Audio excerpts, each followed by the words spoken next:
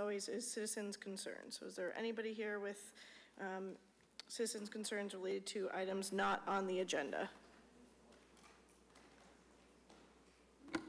Hi, Tara Fredericks. I have a concern that's come up by a number of people living in the villages that they're concerned that they're target zones for high density development.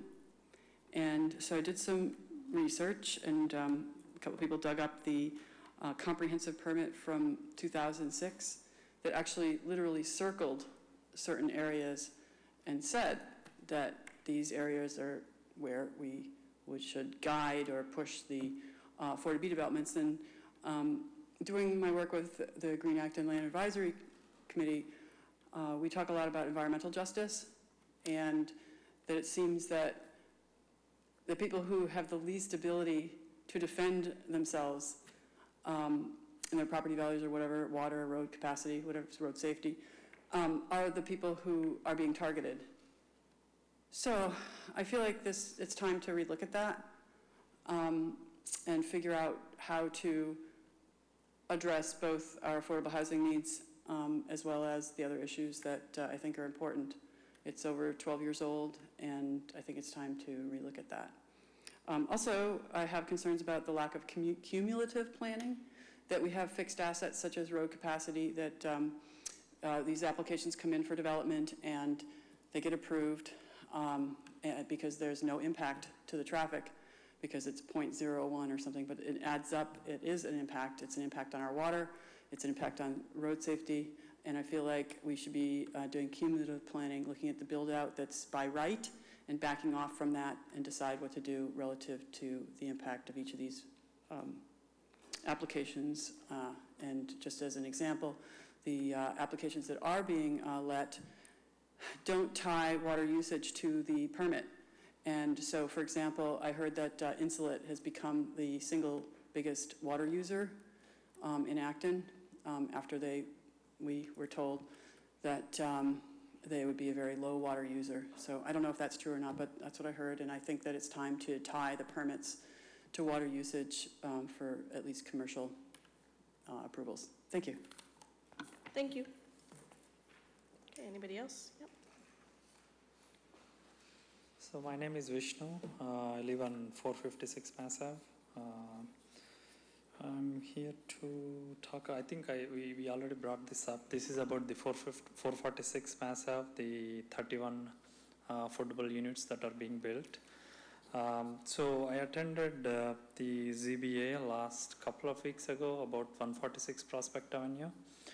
So there, so when we came here last time, you said you approved this project, but your approval is not a something that will go far, but it's the GBA where we have to go and talk.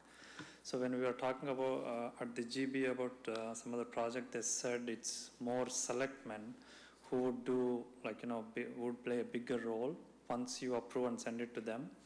They wouldn't have much of a like a decision, except that they need to see whether they fit into the journal laws or not, and then they'll just move it on. The project will be approved.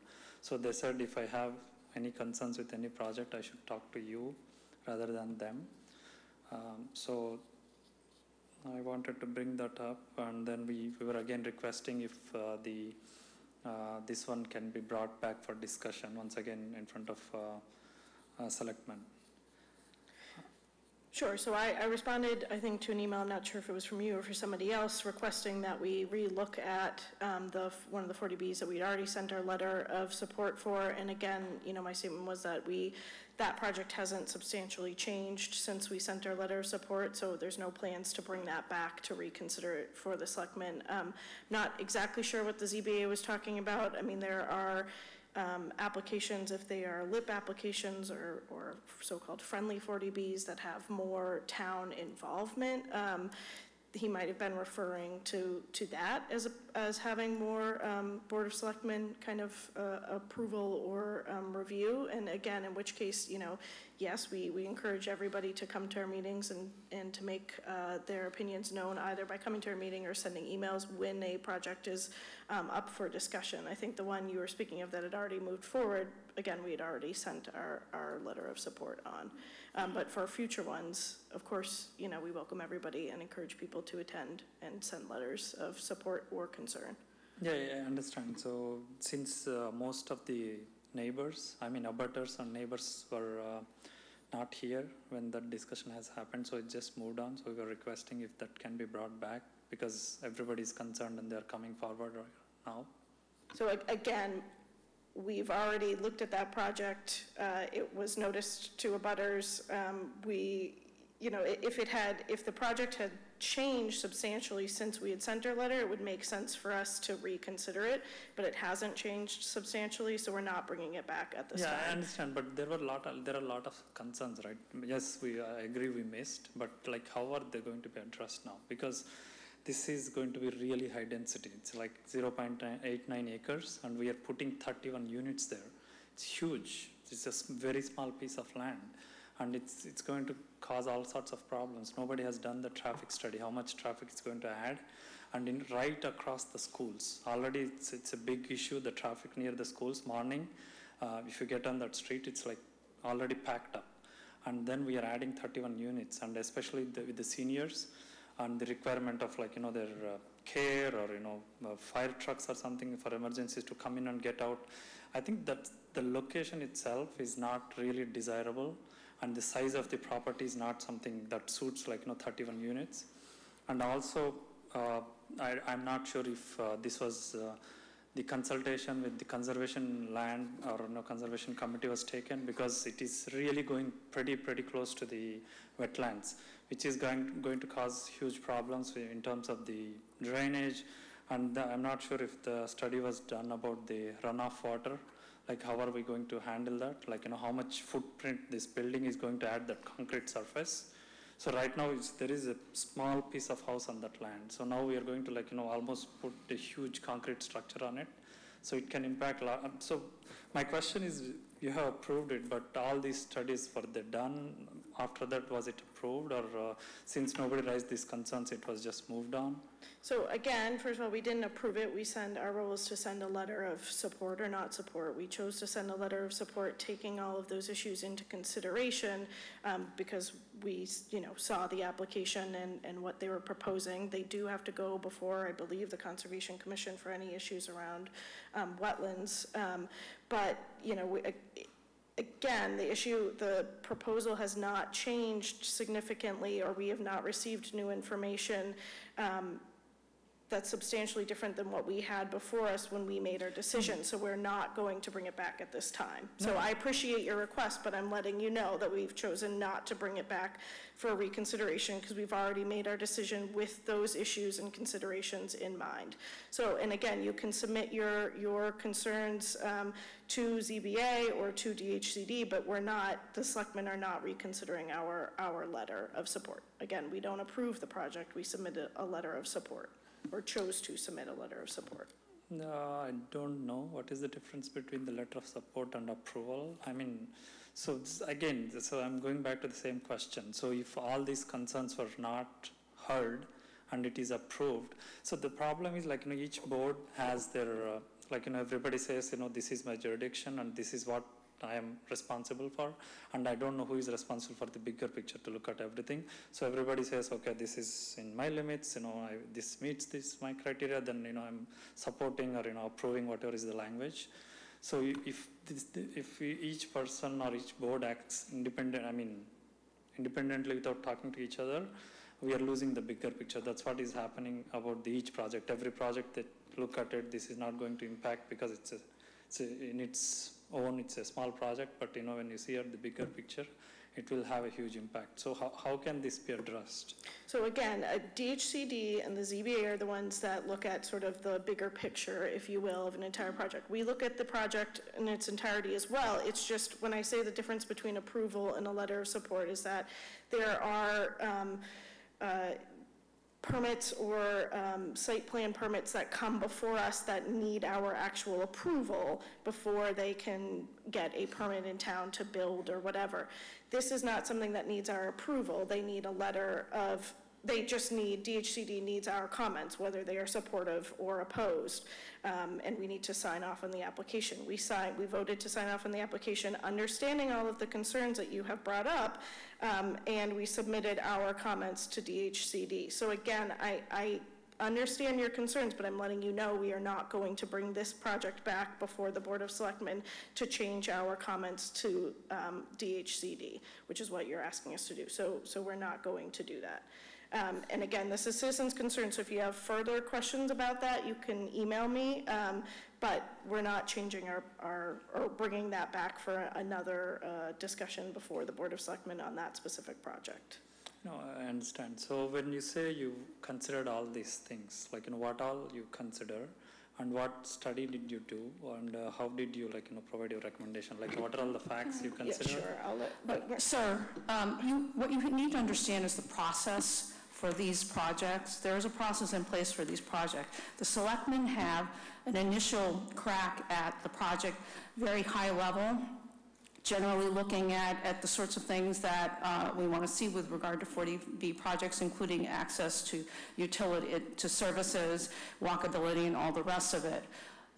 Because this is arguably a so-called friendly project, DHCD likes to see the local authorities, the officials, providing their initial support to the project, and then they start reviewing it in great detail, the financials and everything else. And then when eventually it gets through the state level, it comes back to the Zoning Board of Appeals for a really thorough review. There will be public meetings, probably several. The public is welcome to weigh in. All of the departments, a lot of the boards and committees will weigh in at that point. There will probably be a Conservation Commission review. Conservation Commission, however, is charged with only enforcing the state wetlands protection law. They are not allowed to enforce the local wetlands bylaw because under this project, only state standards apply. But there will be another opportunity for you and other members of the public to weigh in. What Katie is saying is that we are not the decision-making body in this case. We did not make a decision. We did not issue an approval of the project. There's a lot more to go through before that happens, but we are not the ones who are going to make the final decision. The Zoning Board of Appeals is going to do that. So there really is no purpose, and you're coming before us to ask us to do something that the process does not provide for. We've done what we had to do, and now it's moving on. That doesn't mean that the project is approved. There are a lot of other stages that the project has to go through, including a very complicated set of financing arrangements, because it's looking at very low income residents, and that's why it's probably going to take a while. It's not going to be like several months. It might be multiple years before the project finally gets through all of the hoops about financing. So just what Katie is saying is it's not our role. We're not the permitting authority. We're not the decision-making authority with regard to this project. And however many times you insist that you want it to come back to us, it's not going to come back to us because that's not the way the process works. It would be inappropriate for us to do that. And also, and again, at this point, citizens' concern is not a time for a prolonged back and forth on one issue. If there's an issue that we feel needs to be put on the agenda, we would put it on the agenda. But as I've explained to you, we're not proposing to bring back this project before the Board of Selectmen. As Janet noted, we've made our comments, and it's now going through further steps of the process, including DHCD and ultimately ZBA review. So again, there will be more time for public comment during those processes, but the Board of Selectmen will not be bringing this back to our meeting. So again, citizens' concerns isn't the time for a lengthy back and forth on this, so unless you have another issue, you can send me an email, but I'd ask that you just wrap up any comment you have right now. I don't know. I don't have any comments, but it's a big concern. But I don't know where to go and address this because I get this answer that you cannot do anything. So anyway, thank you. So where you can go is to DHCD and then to the Zoning Board of Appeals when the project comes before them for ultimate approval. That's who you should go to submit your comments to. And who is responsible for studying the traffic in the area? Like, how is it going It depends on, so again, that would be something that the Zoning Board of Appeals will take into consideration when they are looking at the project. If they determine, or DHCD determines that they need a traffic study, then the applicant would complete that traffic study. We don't have the authority to require them to do a traffic study as part of the board's our letter of support or review process. Thank you. Okay, thank you. Any other citizens' concerns on other issues? I was going to ask, what is the 670 Mass Ave? What is that? I don't know. It's on your consent calendar. Oh, we're pulling that item right now. We're not going forward with that tonight. Can you tell me what it is? It was, I don't have the details on it, which is why It's been in foreclosure. It's a property in foreclosure. Oh, that's right. It's the Blue Tarp House. Yep. And it's Yes, finally getting through there, and we actually may be able to transfer the property at some point. That would be great. Thank you. But I did have a comment. So I was at the meeting when the ZBA sort of gave this idea that if the Board of Selectmen had concerns, that they would look closer at certain things. And so I think what he's asking for is a letter expressing some concerns. Perhaps you didn't know certain things at the time that you wrote the letter of support. There's been a lot of information that's come out since then, including the pro forma and other information that I think it deserves a closer look. Okay, thank you. We had all of the information that we needed at the time, and I don't believe there's been, as the chair, have decided that there's not been significantly new information that has come out since. So again, we will not be bringing this back before the board. And the other thing that's come out is that the time that you made the decision, there was no notification of any of the abutters, and so they didn't have a chance to come here and tell you about it unless they're looking at the agendas like some of us always do. But I think it's unfair to make a decision that then can't be re-looked at when the neighbors haven't been noticed. So I feel like it's only fair to change that process and to at least re-look at this and write up some concerns relative to the neighbors in service to the public, assuming you want to have good trust in government by the neighbors and the people out there. Thank you. Okay, again, I disagree with you that that's the only way to have trust in government. I believe that we went through a process, and I believe that the neighbors can still submit their concerns to the ZBA and DHCD, but the Board of Selectmen will not be bringing this issue back before us, at least while I'm chair.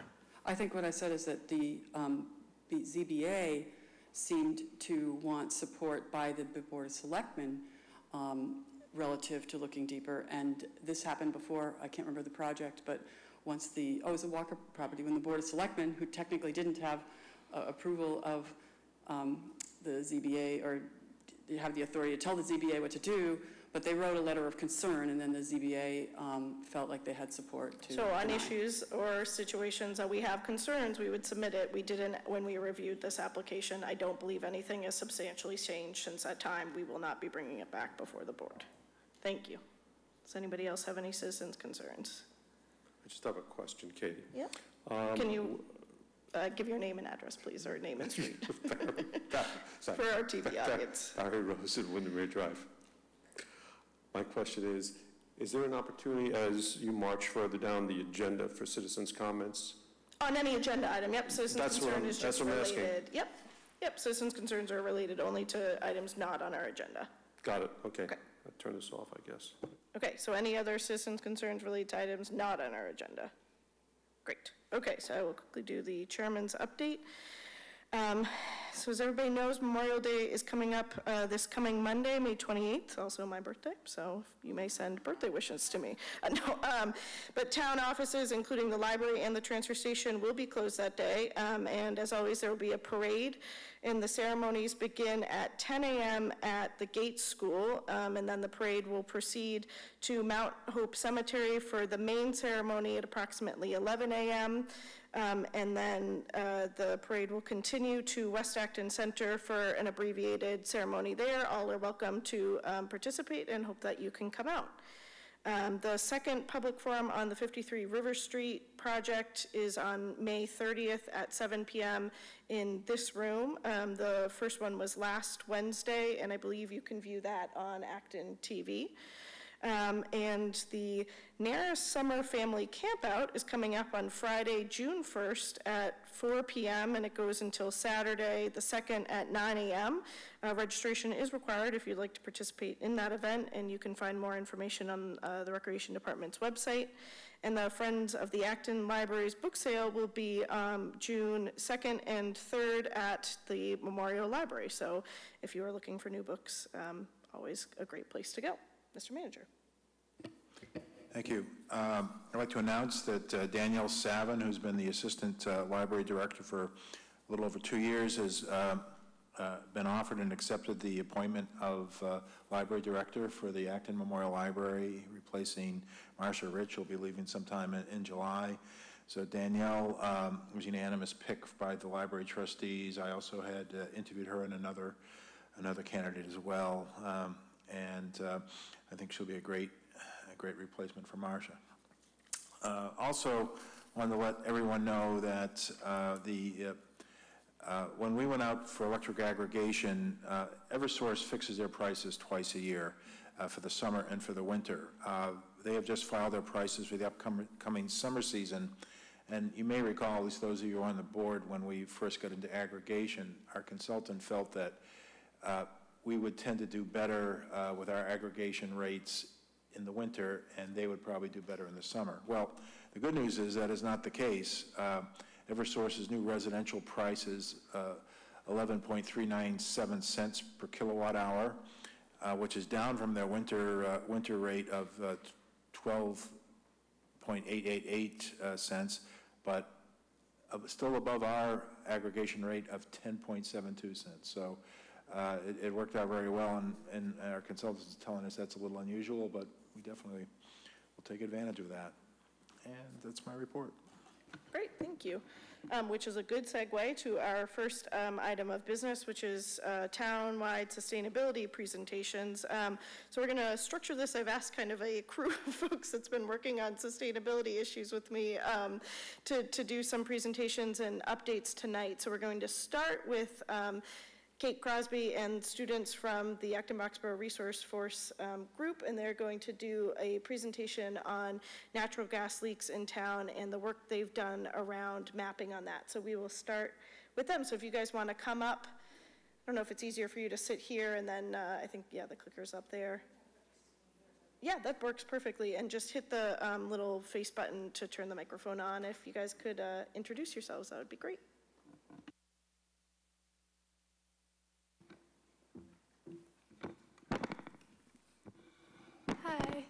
Hi, we're from, I'm Sargam.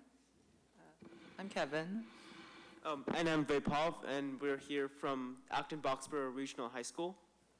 And we've recently learned that there is a significant amount of gas leaks in Acton, and we've been focused on researching and coming up with solutions to the problem. So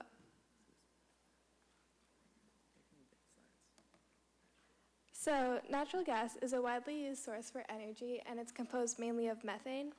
And through numerous studies, it's becoming clear that natural gas pipelines leak at a far higher rate than previously was understood. So why do these gas leaks matter? The first reason is because they accelerate climate change.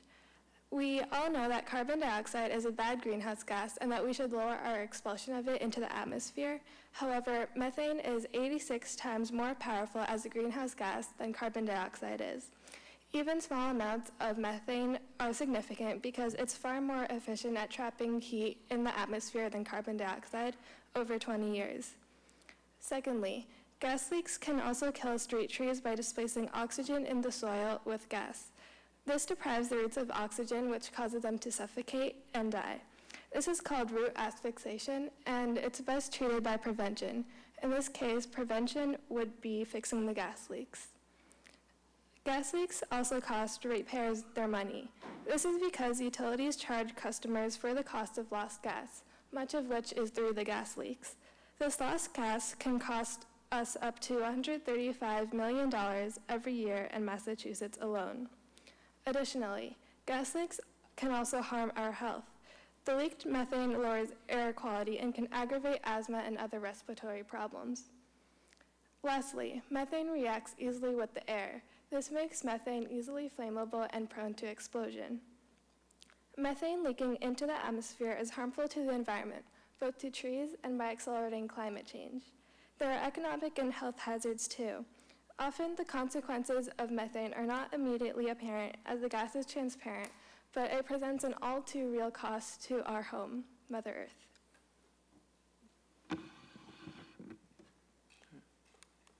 Yeah, so as Sargal mentioned, methane comprises approximately 85 to 95% of natural gas. And while normally burning natural gas allows it to just release carbon dioxide into the atmosphere, which is less harmful than the methane, if methane escapes unburnt from the natural gas pipelines, either through leaks or other areas, then this can actually make natural gas a much more potent cause of greenhouse emissions than even coal might be, and it has a very high potential to accelerate climate change. And so as mentioned, methane is 86 times more potent than carbon dioxide, and you may have heard the numbers 28 and 34 times as powerful as well, but these generally refer to 100-year timescales, whereas really the important timescale is now and very soon, like in 20 years, because now is when we have to start making the changes that are going to have the greatest effect to either reverse climate change or make it even worse. So in this coming time, methane is going to have the greatest impact on what we have to do.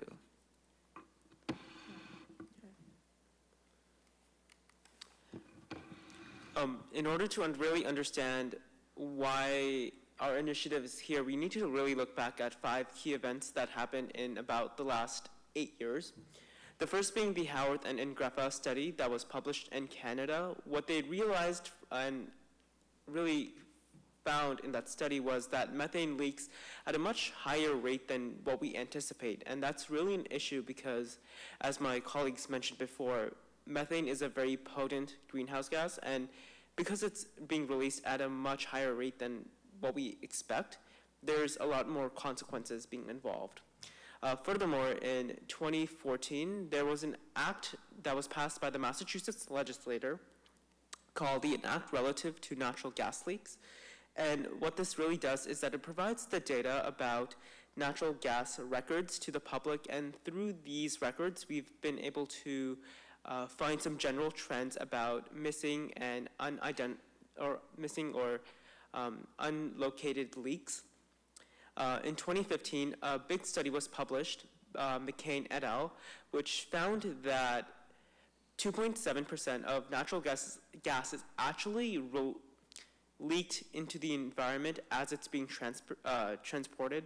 And this was only done in the Boston area, but we can extrapolate the study to the entirety of Massachusetts because the same materials and methods used to construct the pipelines in Boston are, again, used to construct the pipelines elsewhere in Massachusetts, in central and western Mass.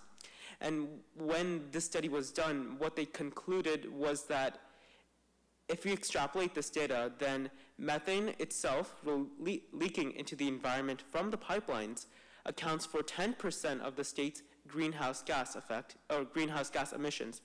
Even though methane is not included in that study, it has a considerable effect on the amount of emissions released into the environment. And that's a big deal considering that Massachusetts is heralded as an environmental state. Furthermore, the 2016 study by Hendricks et al. Found that of all the gas leaks, there are really 3 different categories, one of them being the super emitters. And like the name suggests, these super emitters are the largest leaks, and they comprise only 7% of the total gas leaks, yet they emit 50% of all the natural gas. So if we just target these leaks, these 7%, then we can reduce the really methane leak by half, which again is a considerable amount. Lastly, most recently, in 2016, the Massachusetts legislature passed an omnibus energy bill, which takes control of the environmental impacts and really prioritizes the fixing of those leaks based on which has a severe impact. And this really translates into 3 key individuals who have really transitioned and transformed the natural gas leaks initiative. One being Bob Ackley, the other Nathan Phillips, and lastly Audrey Schulman. Bob Ackley was a former worker for the gas companies, and when he realized that the gas companies were not fixing the reported leaks, he actually got really angry and actually protested. And he has been one of the main contributors to this initiative. Secondly, we have Nathan Phillips, who is a Boston University professor and has done extensive studies on methane leaks. And lastly, Audrey Schulman has co-founded a company called HEAT, not H-E-A-T, but it's another acronym that stands for Home Energy Efficiency Team. And her company has really looked at ways to efficiently use electricity in our homes, and part of her job, she has mapped 200 towns in the greater Boston area, and what she has done is that she's created all these maps with gas leaks charted onto, so you can locate the different gas leaks. And this translates into joint study that was done by the MAPC, which is the Metropolitan Area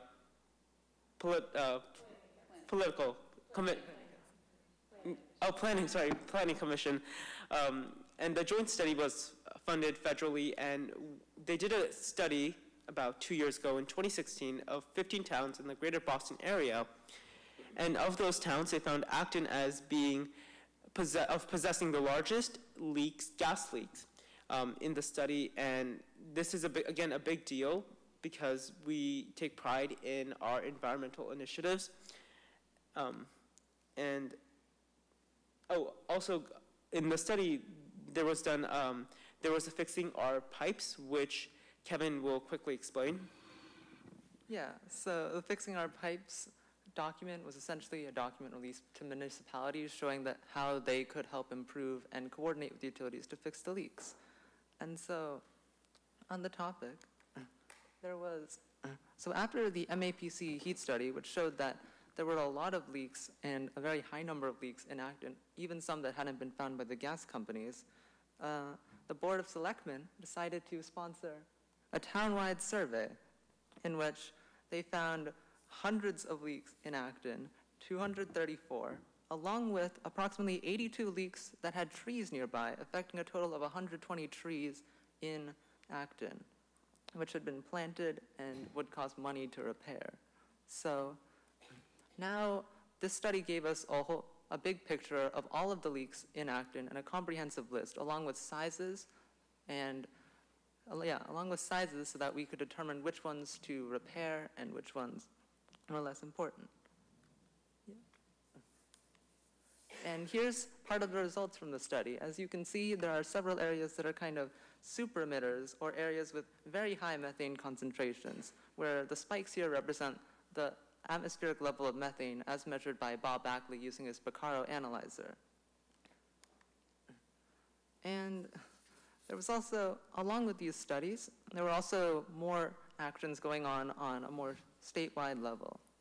So there was the large volume leak study done, which tested various ways of measuring leaks and found, testing against the normal chamber method, where essentially you measure the amount of gas in a chamber, that the leak footprint method was the most effective, where you measure how far methane is penetrated in the soil and how widely that's spread. However, the bar hole method, which utility companies had been using previously to measure their leaks, was actually found to be quite unreliable.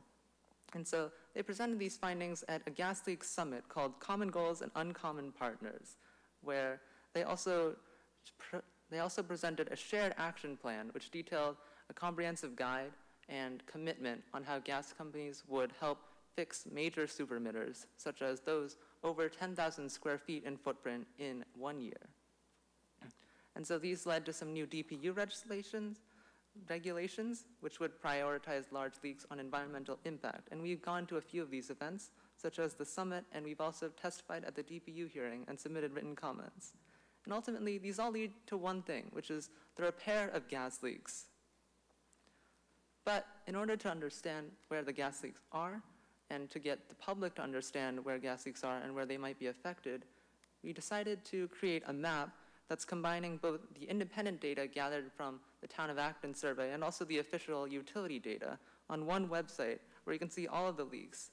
So there are approximately 234 from the Town of Acton survey, but there's also about 100 that hadn't been found there but been found on other lists. So we'll take you through a brief interactive demo right now.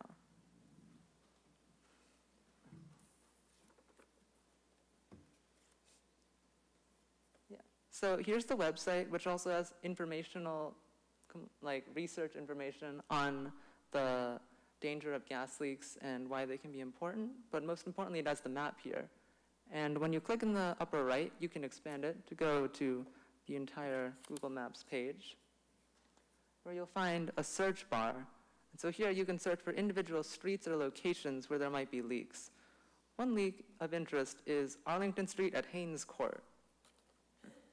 So this leak is your normal national grid leak. It's been reported both in 2016 and 2017 by the official utility companies. And you may note that it doesn't have any size information because utilities don't provide the information on how large the leaks are.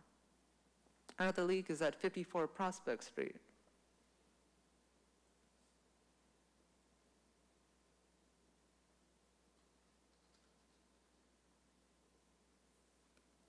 So this one's interesting because, one, it comes from both National Grid and the Town of Acton. So you can see the additional data that the Town of Acton provides, such as the number of trees affected on the left and also its size. And here you can see that it was found in multiple studies, so it probably exists. So, and then lastly, there's 51 Arlington Street.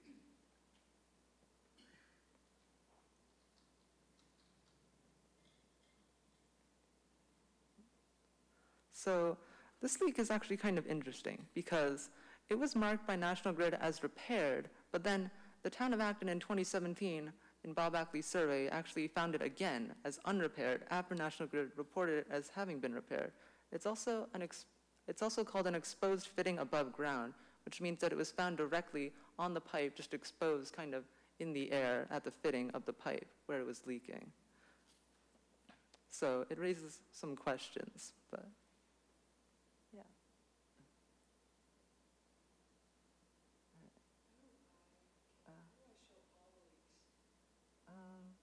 I think if you open it up, yeah, you can see the entire list on the left, on the drop down. Yeah. How can I make them all show up? I'm not sure. Where? Oh, not there. Huh. Wait, if you go back to the website. Wait. Maybe you should deal with that later. Not there. Oh, it might be Internet Explorer or something. I don't know. Well, yeah, they typically show up. So, yeah.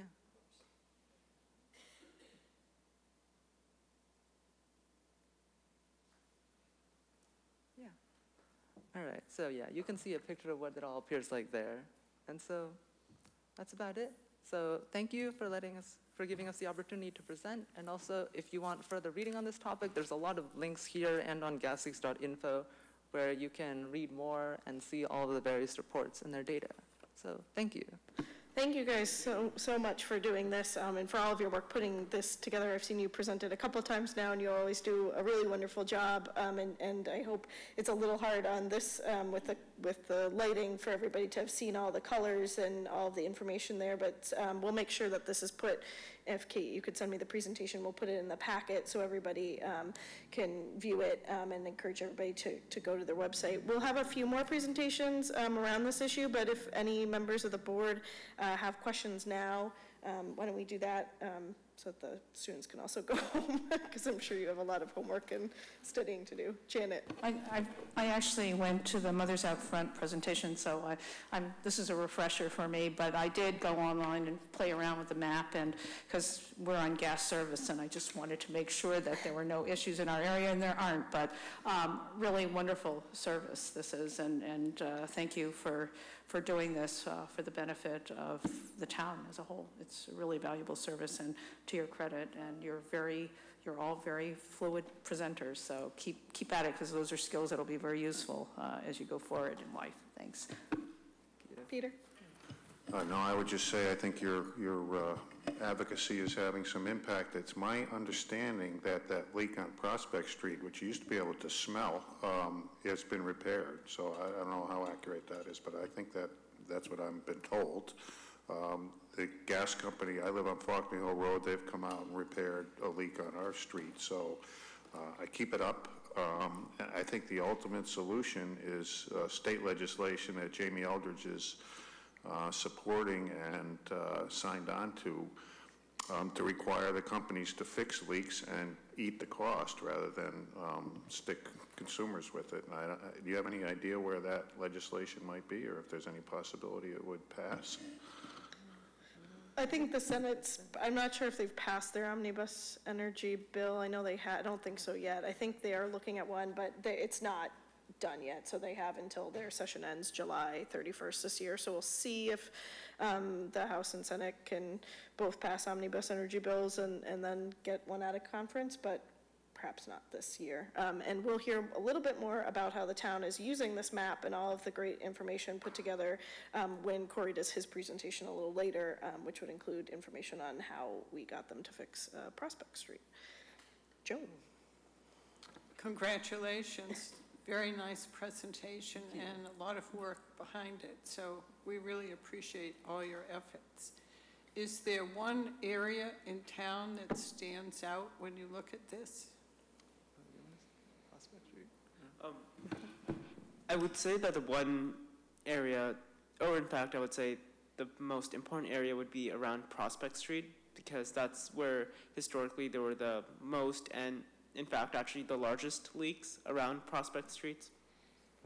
Yeah. Like, the MAPC heat study found approximately 5 super emitters there, over 5,000 square feet, and while the Town of Acton survey bumped those down a little bit, and now some of them are being repaired, they're definitely a major area where there are a lot of significant leaks there. Thank you. John. Yes, this is the third time I've heard your presentation, and thank you and very well done.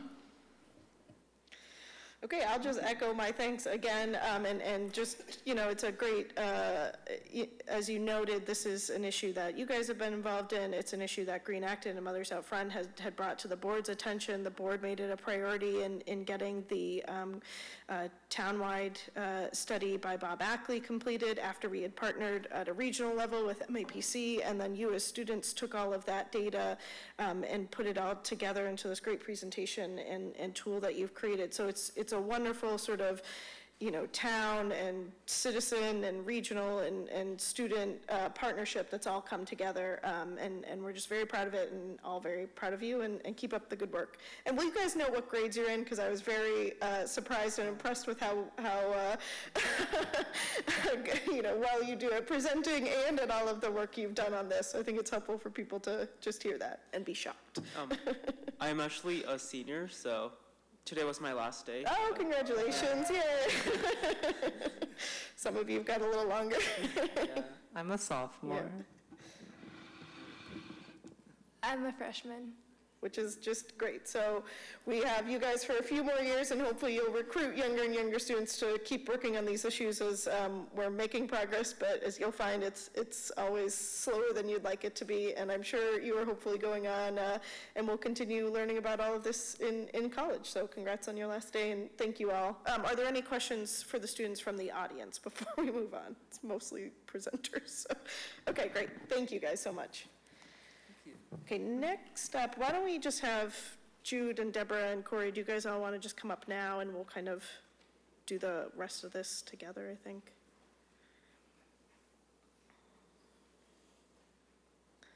You guys can, Jude, if you want to sit up in the chair, yeah.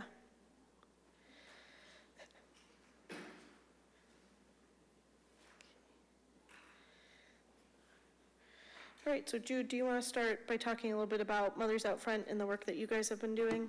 Yes. I'm Jude Ehrenstein, and I'm the coordinator of Mothers Out Front in Acton. And, you know, I was driving here from a very long day, and I kept thinking, what is the most important thing I want to get across? And in some ways, it's my gratitude. I have 3 kids. I raised them in Acton, and I'd like to think that they're all contributing to the world in some way. They are, in my belief, but as a parent. But I realize that there are things that I'm leaving them, and I feel like I need to contribute more.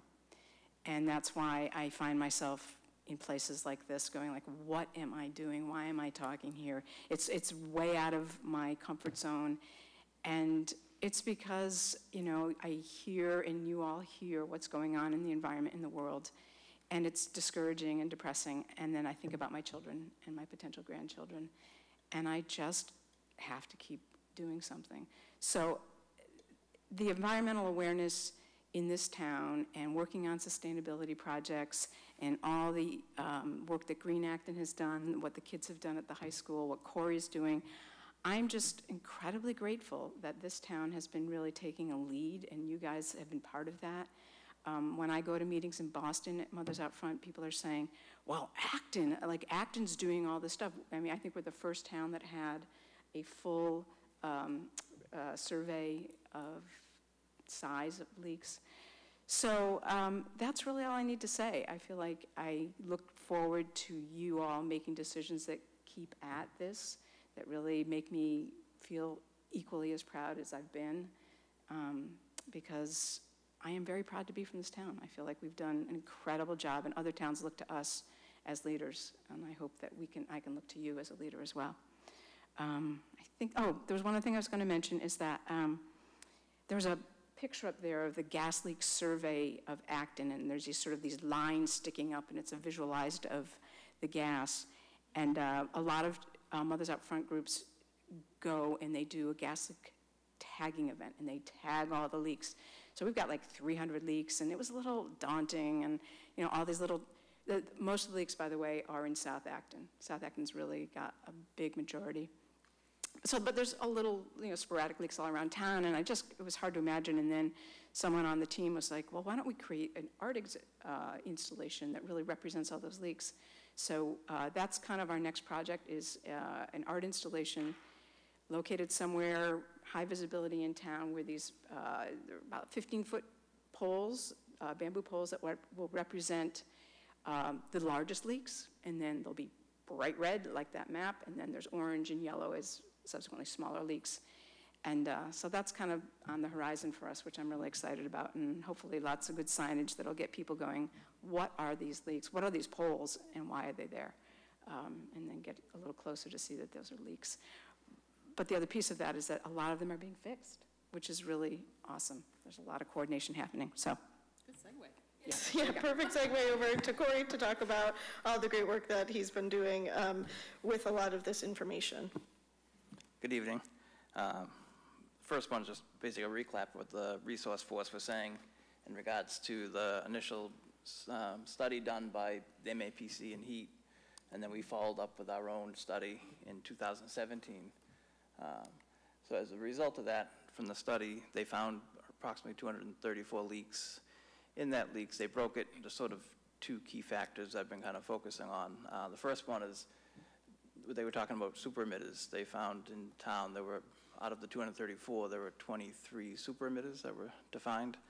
And what they say the general rule of thumb is, I think, 5 and 50. They say 5% of the leaks in an area release 50% of the methane into the air. What we're finding here is approximately these 23 leaks, approximately 10% is releasing about 50% into the air here. So it follows pretty close to what they were sort of researching other areas with the gas leak problem. The other issue that came up, as the kids mentioned, is the issue with the street trees.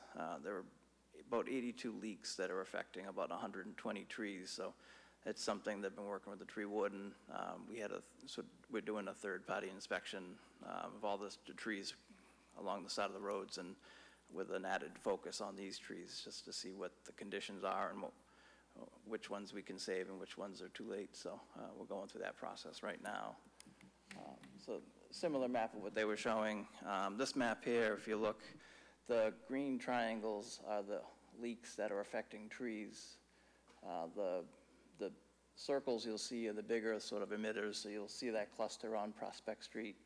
I see the big one up on Summer Street, scattered around like that. And then the remainder of the blue ones, I think they consider those like the grade 3s. Those are all the other leaks that show up around town. On this map, we highlighted the sort of our wish list of paving that we're working on. One thing we focus every year with them, but now with the list, rather than having to ask if there's a leak, we know there's a leak. So we worked with the gas company. So they've been, over the last several weeks, addressing all the leaks on the roads we want to pave, so we're not paving over any leaks that exist. So these are the 23 that Bob identified in that study as far as the super emitters in town. The good news is we're talking to the gas company. They've, based on what they're saying is done, they've completed about 2/3 of those. And of the remaining 8, they have Stowe Street and School Street are in the next planning phase right now for repairs. So that's hopefully going to happen this season. These are, in talking with them, not that you can probably read it, but these are the leaks that the gas company have indicated they've been repaired since the study's been done. So they're estimating about 58 leaks that were repaired. In addition to that, there's about 7 areas where they focused. There's enough leaks on the street that they repaired, just replaced the main. And the case in point would be Prospect Street. As you can see on the other map, with all the super emitters and the number of leaks in that one stretch, it was just an old main that was not worth fixing. So they just recently finished that. So everything from Central to Main, in theory, shouldn't be any more leaks. It's a new main, so that one was addressed.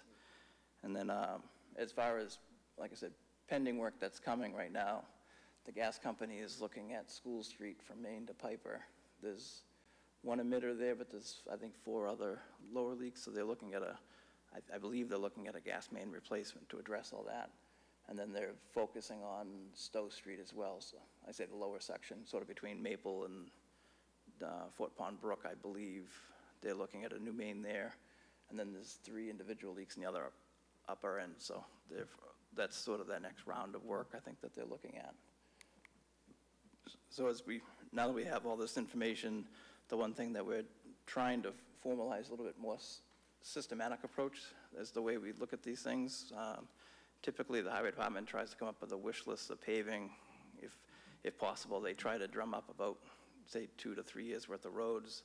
We try to work with the utilities to get a jump start of where they're working and where we're working. What we've done is we were able to get a partial grant, so the engineering department has been working with this company, StreetScan, where they have this van drive every road in town. It's analyzing the condition of the streets. So they'll collect all this data. They go back, and each road will get segments will get sort of a scoring system. What that will do is it'll be a third-party look at our streets, and they'll prioritize more of a longer range term of looking at our condition on roads and sort of what we need to pave, and then probably in the next 5 years or so to kind of maintain that. So this will give us a longer range approach that we can hopefully get more on board with all the different utilities to target their work ahead of ours. In addition to that, we're working on our stormwater. We're coming up with an inventory on that and coming up with a sort of a proactive maintenance plan. So we hopefully won't have any major issues moving forward. We have the gas leak study, and then, like I said, we're also looking at the trees along the roadways. So we're hoping to pull this all together with the pavement management and the gas leaks to get us into a sort of a multi-year approach. We've been working with the gas company, like I said, with the paving this year, but I'm hoping with this that they'll be able to look a few years out and target some projects.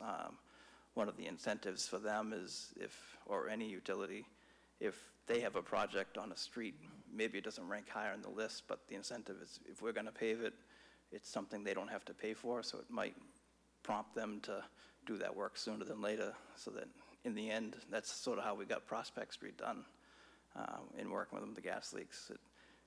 They're doing all the work, but we were planning on paving it, so we kind of pushed them to get this done first, and so that they don't have to bear that cost. So we're hoping that will make things run a little smoother, and we'll see more progress as we go. So that's sort of my update for leaks and where we stand.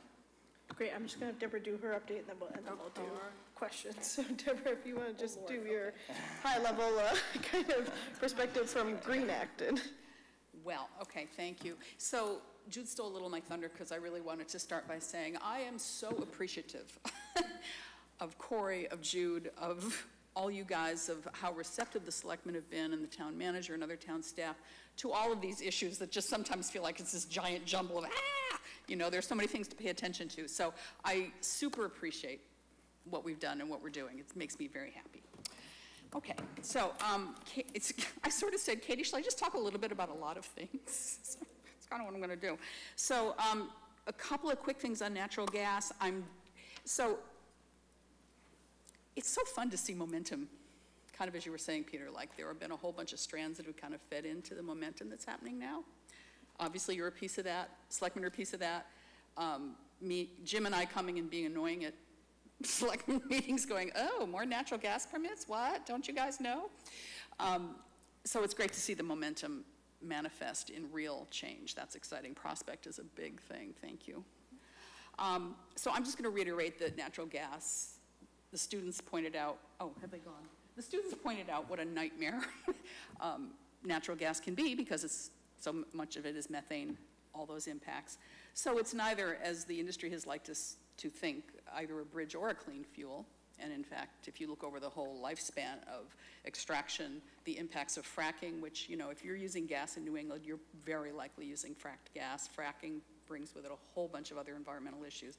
Contamination of aquifers, destabilization of geographic morphology, soil contamination. It's health effects, there are a whole, you know, litany of things that go on from fracking as well. And there is more and more research emerging about the human health. You know, there's absolutely the respiratory stuff, but there are other impacts that are showing up, some cardiac things and some other stuff. I don't have all that right in my hands right here, but also that's a thing to bear in mind. So the town survey, Mothers Out Front, the students' work, Corey's work with GRID and the new, I guess it's not a bylaw, it's a regulation on road repair. What is that thing called? Yes. Regulation? The regulation, the street opening. Yes, that thing. Awesome. The road quality survey, all of that has conspired, I feel like, to give us as a town better leverage, pointedly through you, to get this stuff done. So, bravo. So in addition to all of that work, there are a couple of other kinds of things that some towns are pursuing. They're looking at bylaws to try to sort of condition the utility's ability to put new infrastructure in. So here's the thing about gas. Apart from all the nasty stuff we already said, getting the leaks repaired, and especially these gigantic guys, is really important, obviously. The other thing is that, like, if you do a survey like we did, that's a snapshot in time. A month later, it's going to be different. A month after that, it's going to be different because the infrastructure is old. It's going to continually sprout. So this is not like a fixed thing, which leads me to the other giant point I want to make, which is that really the enterprise here is to get us more engaged with the transition away from fossil fuels and toward a clean energy economy. So in the interest of that, that need to do that, I think, is both inevitable and urgent. So that's the framework around which, you know, more will come up when we talk about the sustainability policy, but I also want to say that in terms of a couple of other initiatives that people may or may not know about in town. The Green Advisory Board has begun their net zero work, and I don't know exactly where they are, maybe one of you does, in commissioning a carbon assessment. Does anybody know? It is? Okay. So do we know roughly when we might have a choice? Don't know, okay. But that's awesome, because you can't do any metrics unless you know where you started, so. So there's that terrific work. There's that Steve mentioned before, the Acton's Community Choice Aggregation Program, which is Acton Power Choice. If you don't know about it, catch me afterward. I can tell you more than you want to know. Green Acton has focused on promoting the program as a whole, but also on promoting people, getting them to sign up for the 100% renewable option, because it's the highest quality renewable you can have, and not all renewables is the same, as I keep saying.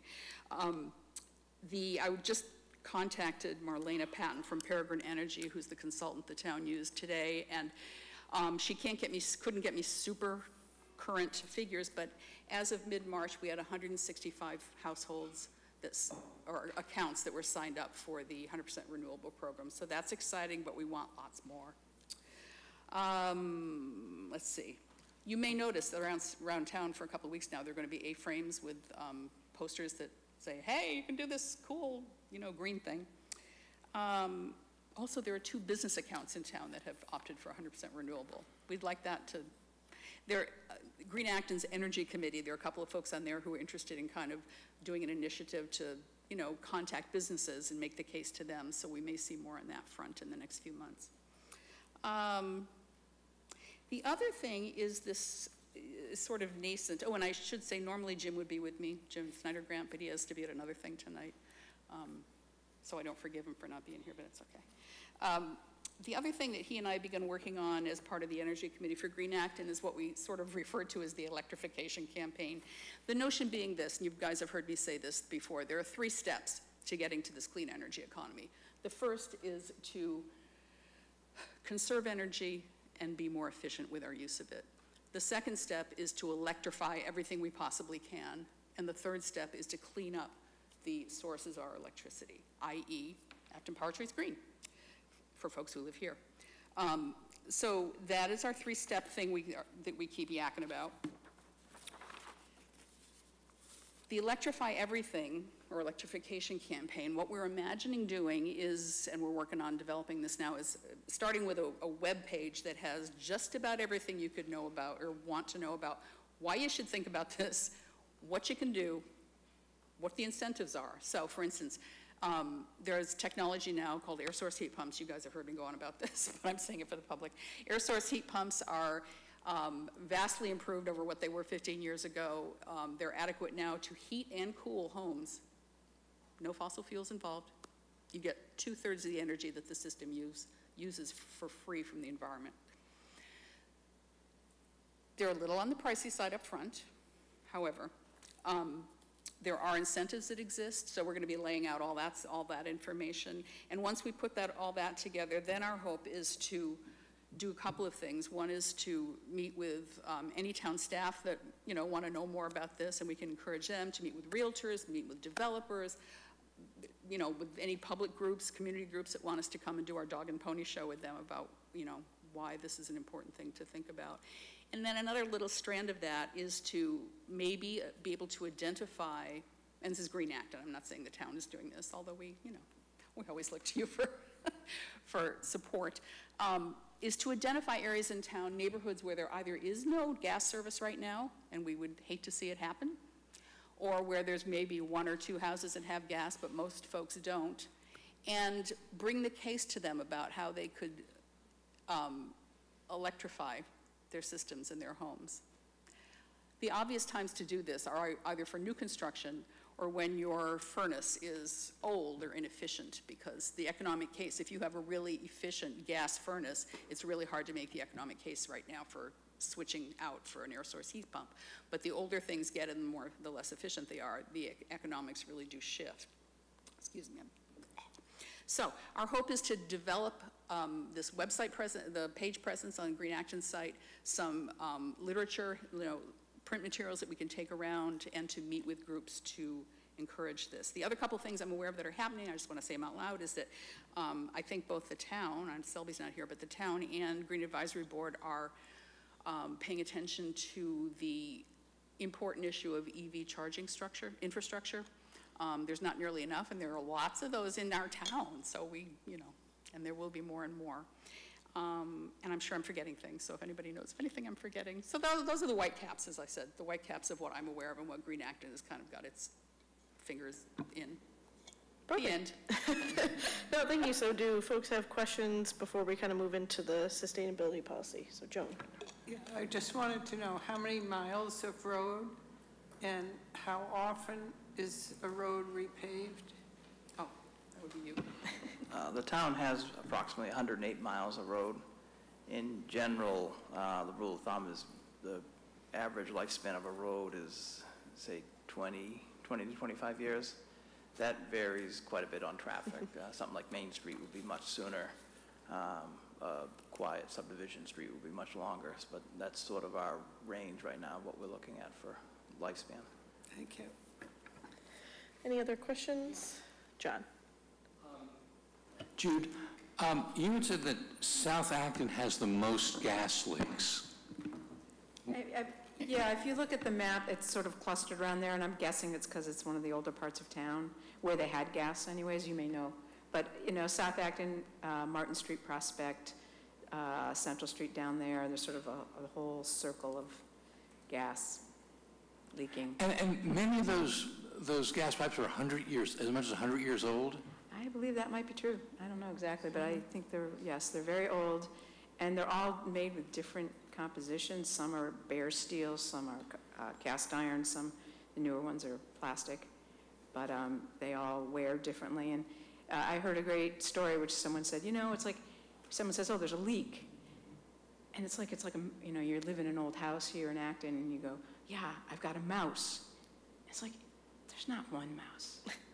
It's like, there's a lot of leaks, and it's an old infrastructure. So it's a really Sisyphusian task in a certain way, unless they replace the whole main. But as Deborah's saying, perhaps the energy source isn't really, you know, for our future. It's really a past approach to energy. Well, thank you for all your good work. Deb, you had said the three things that you want us all to do would be conserve energy. I think there was some other piece to that. There was electrify everything. And what was the third? The third is to make sure that the source of your electricity is renewable. Okay. And you said you had 165 households have signed up for the 100% renewable? Yep. So that we still have a long ways to go. That's kind of the easiest thing we could all do. Yep. If you haven't done it yet. If you haven't done it yet, we did it. Very easy. Yeah, just make a call. I put in the requisition to the paymaster at home. It's taken care of. Why do you think that's an easy one to jump on? Why don't more people do that? I think lots of folks aren't aware of it. You know, the thing that came from the town, because DPU makes it be that way, was like this just sheet of gray text that I dare say most people probably did not read. I hope they at least recycled it. Plus, if you did nothing, you get on the default plan. Right. And the default gives you 5% more than the RPS that the legislature requires that utilities do. So for 2018, that's 18%. So if you were if you were auto-enrolled in the standard, you're getting 18% renewables as opposed to the 100%. So I think it's awareness, and you know, honestly, I hate to say this, but Green Acton has done a bunch of tabling around this. The most success we have is when we literally have a 4-minute conversation with someone. They're like, oh, of course I should do this. It's really laborious. You know, if we had 100 more people, we would do more promotion. I don't really know the answers. Well, thank you as well for all the really good work. Peter.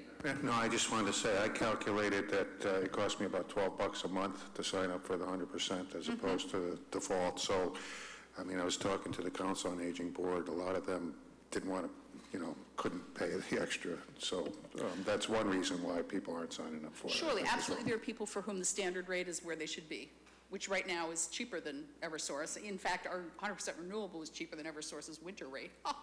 So that's slightly, now you pay a tiny, you know, 1% or 1 cent plus premium for it, and who knows what will happen whenever they set their rates again. Yeah, so one of the goals of the program that doesn't really, you know, you can't say it officially because you don't really know what prices are going to look like over the long term, but that said, a 24-month contract contract irons out a lot of the volatility that you get with Eversource, with the utilities who do these 6-month contracts, you know. Any other questions? Okay, so I'm going to ask Deborah to stay up, and Corey and Jude, I just wanted to thank you again so much for all of your work and efforts, and as Jude noticed, we're the first town to have completed an entire survey to understand the size of the leaks in our town, which is a really huge thing. I was at a forum in Concord, and I got up to ask a question they didn't know it was a selectman in Acton, and then I asked about, you know, best efforts or things that we should be thinking about as a town, and they said, well, you know, have you heard what Acton's doing? And I said, yeah, I have, you know, but, you know, people are holding us up, as Jude noticed, as kind of a, you know, the best practices, and a lot of that is thanks to Corey and his team as well, and doing this street study and being able to combine that with our leak study and bringing that to the utilities has made a huge difference, and I will say is why Prospect Street is getting fixed. The leaks were fixed, and it's why I think we'll see a lot more of our leaks fixed in town. Also because they know that we have this map and that map is out there, and it's easy for people to see where the leaks are in their town. And I think it makes a huge difference, and kind of bumps us up to the top of the list. Now, we'd like them to do this statewide. I don't think they, you know, but it's great that they're taking notice, and hopefully more towns will be able to do this, and have folks like Mothers Out Front or their versions of Green Acton and really innovative public works departments like ours. So thank you both for that and all of your work. And I will ask Deborah to stay because we're going to now transition into the final part of this. This was all sort of a setup on, you know, we've been doing, as Deborah noted, she and Jim have, you know, kind of been coming and bugging us on natural gas issues, which is what got us started around some of this work and some of these issues.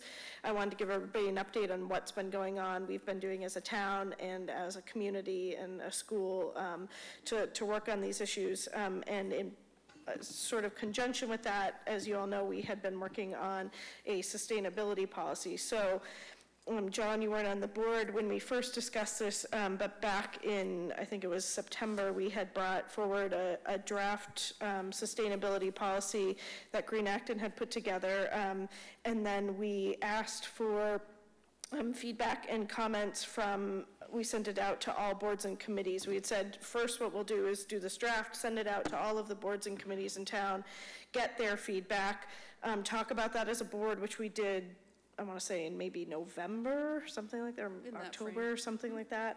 We talked about it as a board and where we'd, you know, kind of taking these under consideration, and then agreed that we'd go back and do another draft that we'd bring back to the board, and then we can talk about the draft tonight. So Green Acton, namely Deborah and Jim, went back and made a second draft based on those comments, which is this top draft here dated December 1st, 2017.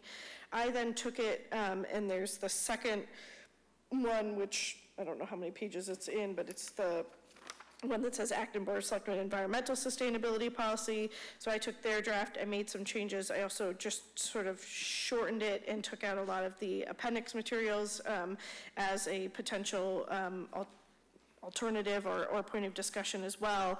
And then the idea is that we'll talk about these, where we want to go with this next draft. And we had said at that time that then we would take that draft and put it out for public comment. And so we can talk about what that looks like and how we get to a draft that we can hopefully bring back to the board for a vote. So again, it's sort of these main two drafts that we want to talk about. The Green Acton draft has a lot.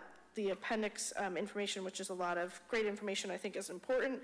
I just felt in terms of a policy, it might be, I didn't know where we want to kind of include that in a policy. Yeah, and sort of making the policy a bit shorter and easier to digest, and then maybe this is just backup information that, you know, we have. I think it's important. There was a lot, you know, sort of in the prologue of our history, which is, you know, great stuff and good to know, but in terms of our policy, I felt like it should focus on what we're actually looking to do with this. One of the comments, or some of the comments we had received from boards and committees were around, you know, when we were talking about it just as a sustainability policy, and what were the other aspects of sustainability in terms of financial sustainability, even historic sustainability, cultural sustainability, and we had talked at our last meeting about focusing it, just this policy around environmental sustainability. So the first big change is the change to the name there.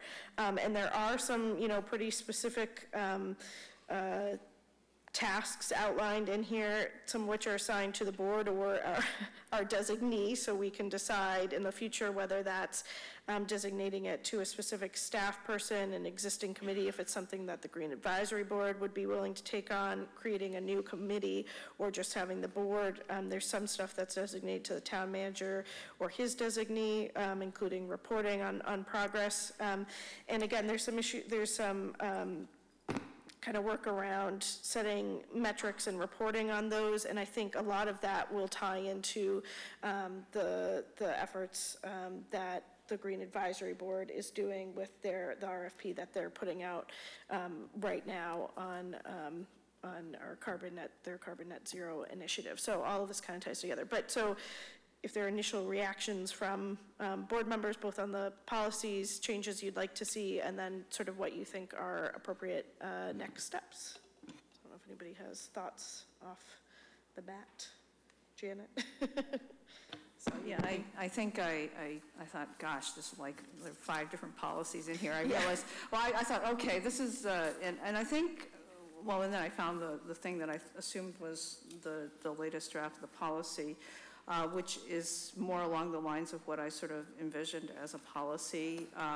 It sort of lays out front why we're doing this, and then goes into more detail about the sorts of things that we want to do. I was a little concerned at parts, and I don't know, maybe it was in other parts of this draft, where I was a little bit concerned about having absolutes in a policy, like we're going to do this, even in the first sort of number 1 thing. Every official action will advance sustainability. I think, in the ideal world, I think, yeah, it would do that, but I think we need to try or aim to do that. If something falls short, it shouldn't result in the damning of the town or the town department for falling short, but the aim should be to enhance sustainability. You did clarify that this is focusing on environmental, because there were people who were talking about financial. I was a little, I didn't understand under number 4, item C and D, the precautionary principle. Well, it was, on the one hand, it was kind of vague, and on the other hand, and I also don't like using jargon, so if you've got to use a word and then you have to define it, then, I feel as if maybe there's a better way to explain it, because it's going to be something that mere mortals are going to have to be able to understand, mostly the town staff, and if it gets sort of too complicated, then people start to be put off by it. But on the one hand, it sounded vague. On the other hand, I thought it sounded like an absolute, and I thought precautionary principle, which asserts that the introduction of a new product or process whose ultimate effects are disputed or unknown should be resisted. And I thought, okay, I understand what it's getting at, but I also was worried that it sort of sounded like anti-innovation potentially. If somebody has an idea and you're looking at the negative aspect, it sounded very, it sounded like a caution that maybe isn't necessary in this policy. And my concern was that if you have something that's new, that somebody might be trying that and might end up being a positive thing that you want to try as a pilot, that with no guarantees, that there might be circumstances when you'd want to do something like that. I thought it was very complicated. And then I didn't understand consideration of the needs of those unprotected by relative personal and or institutional power or privilege. That started to sound a little political to me. Sort of the powerless versus the powerful, and it made me uncomfortable because this is a town policy, and the government and the public officials are all supposed to be looking out for the well-being of everybody, and including the so-called powerless, but we don't, you don't look at that, at people in town or whatever in terms of who has power and who doesn't. That's But anyhow, but otherwise, and then I thought that at least the list of, I thought it would be helpful as an appendix to have a list, and maybe it could be a running list of all the things that Acton has done that are sort of consistent or consonant with the goals of the sustainability policy, because we do have a very, long history.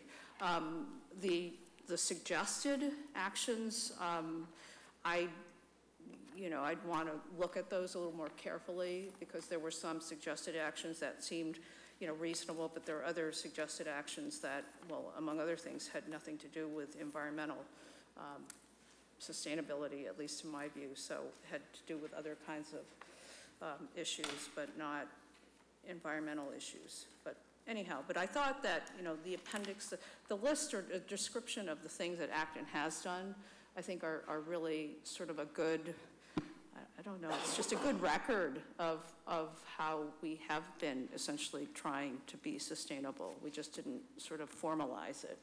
So it's an illustration of the kinds of things we're talking about, and going forward it will help other people if they want to know what is an example of something specific, then it will give them something to sort of riff off of. So.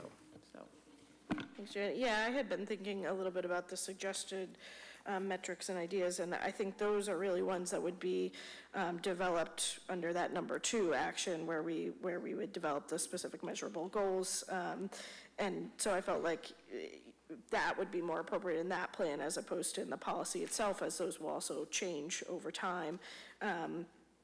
And again, every year, I think, according to this. And then the list of what we have done, yeah, like I said, is important. Maybe we have it as appendix, or maybe that's something that's included in the first kind of report from the town manager or the manager's designee / the board or its designee at its public hearing to talk about our sustainability efforts. So either we keep it as an appendix and, like you said, make a running list, or that's just included in these annual presentations.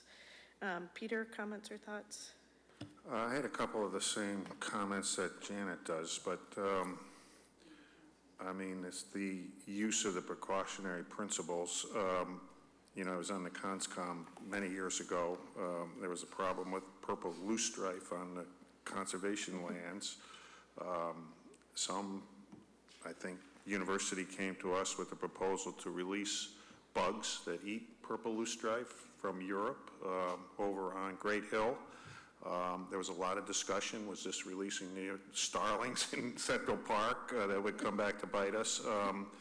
And I don't know how that worked out at all, but it seems to me that kind of decision ought to be based on, and that's, well, it is, I guess, an environmental thing. It's not a pollution thing, but that kind of decision ought to be a pretty careful analysis and not just an automatic resistance to it, So I think an appendix is a great idea, and working with the 2020 committee and going through the master plan, it's remarkable how much we've accomplished that we laid out 5 or 6 years ago, and that ought to be known to people. That really is important, I think. I had a question on the recommended sustainability goals. When you talk about avoid permitting of buildings or business operations that unnecessarily harm our environment, I'm not sure how you do that. I went to lunch with Kim Castens, and we were talking about nuclear metals, and she said, "You mean if nuclear metals wanted to come and build a business in Acton, we couldn't say no because we don't like what they manufacture?" Zoning doesn't work that way. Zoning, it's a manufacturing. Zoning lumps things according to uses. Nuclear metals is a manufacturing process. The whole environmental issues are dealt with in, federal and state regulation of pollution that's emitted to the environment, the regulation of storage and disposal of hazardous waste. We can make sure in permitting that all of those things are complied with, but we can't deny businesses if they're a permitted use by right in a zone in town. We can't say to the business, well, we don't like the fact that you manufacture radioactive weapons for the military, and we're going to deny your permit on that basis. So that was one thought I had about it. But yeah, and again, like I said, I think that's why I kind of took out the goals, because I do think that those would be developed underneath the policy and should be a discussion of their own, as opposed to preceding the policy seating, SEED, with goals in it. Okay, so because I what think this are would we be So we're looking back at the original? So we're looking Okay, at my all right. version, which is kind of a little later, which is the shorter one. Yeah, that takes I some see of that out. Okay. Yeah, so it didn't have the appendix or that, we could add back in the appendix, but maybe not the goals as those would be developed once we have the policy in place. Joe? Organizationally, it's not clear where this is going, and are we going to create a committee, or are we going to assign it to a staff person? So that's why we put under the direction of the board or the board's designee, if we designate responsibility to a staff member, existing committee, or create a new committee. So again, we would kind of determine that once we have the policy in place. Does the board, and I think that would be a conversation with the new town manager to understand you know, his view on doing it with town staff, what town staff there might be. Probably the Green Advisory Board would be the existing committee, and so talking to them about whether it's something they want to take on, or do we create a new committee that has members from other committees on it. So I think that would be a conversation at a later date, but those would be sort of the general options. Or does it stay with the board? That's probably not the best idea, just because we tend not to have the most time. So having somebody else that's at least keeping an eye on it as well would be important. So we would adopt this policy and then at a later date? Correct. Come up with a bureaucratic? Right, infrastructure, yeah, again, through conversation with Green Advisory Board and town staff. Okay. John? Yes. I would agree that we should have a section in here that lays out all the good things that we have done towards sustainability. On policy, I have this, flag the same comment that Janet had. Every official action that we take will advance sustainability. I think that's, you know, I think that needs to be kind of toned down. That's too absolute. I was somewhat concerned with the recommended sustainability goals. Not that I disagree with any of them, but you know, they seem to be too absolute. Achieve 100% renewable power townwide. If we have 165 homes that have signed up so far, I don't want to see us setting ourselves up for disappointment or what some people might call failure or lack of initiative on parts of boards, and things that we don't really have control over. Achieve net zero greenhouse gas emissions. You know, we can't tell people what cars to drive or how often they can drive.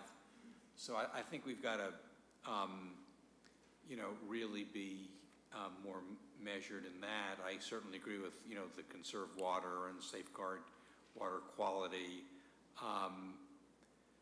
protect intact natural communities and restore. That's all good and fine the way it is. Maximize protection of undeveloped open space, very good. I would agree with Peter that we can't really, you know, deny permits for businesses that we believe might harm the, you know, the environment. So I think we need sort of a little adjustments in, you know, in the goals to make them, you know, things that we can achieve and they are realistic. Yeah, so again, I think we'll leave the goals out of the policy itself and have in the policy we have that we will develop measurable goals and have a longer conversation once we have the policy about what those are. And we put in there that developing the goals would involve the board, the town manager, town staff, town boards, committees, commissions, community groups, and members of the public.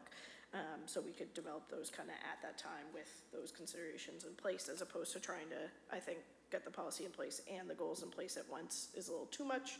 And I also do think the goals will change over time because, as you said, we might have shorter term goals towards reaching that, you know, 100% renewable. We're not going to do that within a year realistically. So do we set shorter term goals for the first year, 5 years kind of thing? Do folks have thoughts on the next steps if I make some of these kind of proposed changes about how to bring it back to the public before bringing it back to the board for a hopefully final discussion and vote? Yeah, and I had one comment, and based on John's comments, I was under the impression, I may be completely wrong, that this board had adopted a goal of carbon neutrality by the year 2030. Or is that just part of this whole process? I thought we had adopted that goal.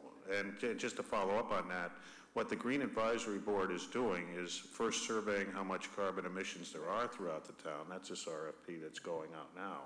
And then their charge is to come up with a plan to offset all those carbon emissions within a certain period of time so that we get the carbon neutrality, zero net carbon emissions in town. I thought we had adopted a policy to do that by 2030. I could be completely wrong about that, but. I don't think we have a specific policy on it, but I do think that work also, again, gives us that baseline that the Green Advisory Board is doing, will give us that baseline that then we can measure some of these metrics off of that we would put together each year after having a policy in place. So the policy is kind of the bigger thing that will be in place hopefully forever, and then each year we have goals and plans underneath that.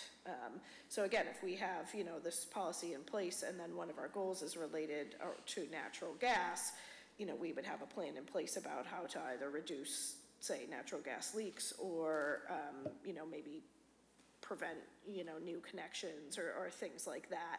Those would be the specific plans that would come out of the policy, but the policy, and those would evolve over time, but the policy is the overarching thing that we hope to have in place.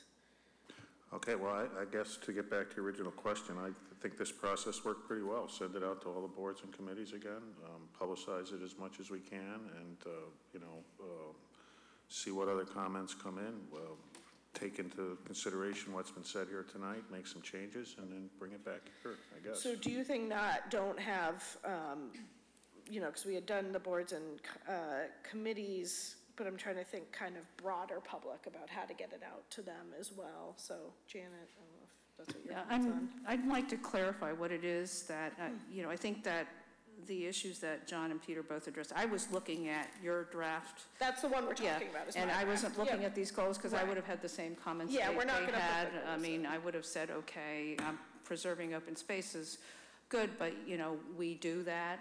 We prioritize it. I don't think that just preserving open space for the sake of, as opposed to having development is, you know, necessarily a wise thing to have as standard. So anyhow, but, you know, if those aren't going to be part of the draft, it's the draft that's in the middle.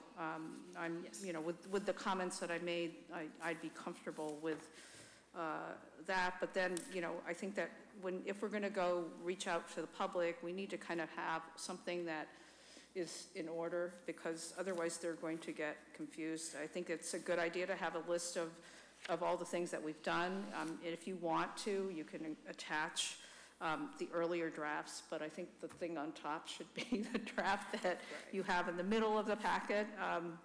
And you know, maybe, I don't know if you want to have comments from the other boards or not, but, you know, I think that just, and then explain that, you know, maybe the way the process we're hoping will work is that there will be, you know, there will be specific goals, you know, every year, and those will be developed more fully by the board or its designee to work on, and then, you know, that'll get reported on a year later.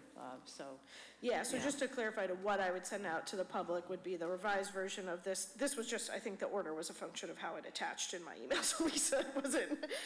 But I would send out to the public for further comment before bringing back to the board is the version that's in the middle here, my version, with probably some minor changes based on the discussion tonight, and including the appendix of what we've done so far. I'll send that back out to all boards and committees, but also want to think about the way to get it out to the public as a whole. So I don't know if that's having a public hearing or just putting it on a Board of Selectmen agenda and hearing it that way. So you would revise C and D? Yeah, at this point, it sounds like the majority of the board's uncomfortable with C and D, so I would, and then change, number one, probably make it a little less absolute, so, yeah. Right, yeah. Yeah, I've got those notes in here. So that's kind of my thought on that. Okay, questions or comments from the public? Tara Fredericks, West Acton. Thank you for this work. This is the most courageous work I have seen the town engage in. I am looking at the Appendix A here and just coming to tears at how much we've done, and makes me really proud. So thank you for that. I think that Peter's reference to the 2030 came out of the Paris Climate Accord talks, where the we are still in and all that. So we may have already voted that into place as a sidebar. Relative to the comments in the ACHC, you mentioned that this should be just environment, but I see it as sustainability, and I see triple bottom line sustainability as caring for the needs of our most vulnerable, as well as environment, because it's all linked. It's all part of triple bottom line. It's like a stool that has 3 legs. If you take one of them out, it just doesn't stand up. So I see the fiscal sustainability aspect just as important as social and environment. It's all going to be tied up into one. The comments about we can't deny permits, perhaps not now, but we can deny things in the table of allowable uses. And so we can vote those things into law. And so I urge us to examine the types of things that we don't want to engage, to support by permitting, and codify that into law under the table of allowable uses in the zoning bylaw. There's a lot we can do at 51%. At the land clearing bylaw can be strengthened and is actually more measurable. There was a discussion about the tree clearing bylaw at the planning board, and people talked about how complicated it was, and we have to have another department, blah, blah, blah. Well, the land clearing bylaw is something that's becoming very popular. It's limits on the amount of land clearing per parcel, and there's a relatively straightforward measurement, and that's something that can be done with a 51% vote as part of the town bylaw, as opposed to the zoning bylaw. I agree with you on the precautionary principle language, and I will propose some other language. I think the idea is to not do something that could cause harm, but to be conservative in our in what we do relative to implementing change, so that we're erring on the side of health and environmental safety as opposed to taking big chances. So there is some wonderful language, and I probably should have prepared that ahead of time. I had a question relative to what I'm looking at here. So I was confused because is the proposed policy, Katie, that you've been working on, is that like on page 2 of this thing, or is it the one that's... the middle, so you might have missed what I said at the beginning of this, is that at the back of the packet, there's sort of the original policy that's dated 9/4/17. Then kind of right in front of that are the comments that we received on that policy when I sent it out to all boards and committees. And then the front is the revised version from Green Acton proposed in December. And then right behind that, sort of the middle, is the one that we're really talking about right now, which is my version of that, which is sort of a shortened version, although I will add back in the appendix and probably make changes to C, D of Part 4 and soften the language in bullet 1, and that is what I will then send out for public comment before the board takes a vote in the future. So I think what I'm hearing is that people want sort of an overall structure under which the goals will be developed. This is the later. structure under which the policy is the structure under which the goals will be developed, and the policy itself says in there that in number 2, that within 1 year of enacting this policy, that we will develop specific measurable goals to address aspects of sustainability. So again, the policy is the overarching thing that we would vote to put in place, and then each year or 5 years or however often we would develop specific measurable goals. Annually, the town manager would present on the progress towards those goals. We also have in there that the board will hold 1 or more public hearings annually on our sustainability efforts related to those goals. But the goals themselves would not be in the policy for a variety of reasons. Okay, thank you. So a measurable goal like number of acres per person, you know, to achieve that preservation. Like, for example, the Trust for Public Lands is looking at I think it's 0.76 acres per person for urban setting, and you have Philadelphia that has more acres per person than Acton, for example, to ensure for food security and the health of, you know, general spiritual and health welfare, to actually have open space to walk in. So that would be a specific goal, or is there room Right, for so the this? goals, those are what we would what we would develop each year or every few years to work towards. Okay, And that thank you. is a public process as outlined in the current policy. Great. Is there a way to actually, like, as part of this process, discuss like the kinds of specific goals that Green Acton has, like in the Appendix B, to see how people feel about these types of things? I would like to separate those conversations, because I think it's important to get in place the policy and then have a separate public conversation about what the goals are. Because I think the policy itself is clear on what it aims to do. And then, again, we would have separate conversations on the goals and any coming out of those goals, programs or plans to meet those goals.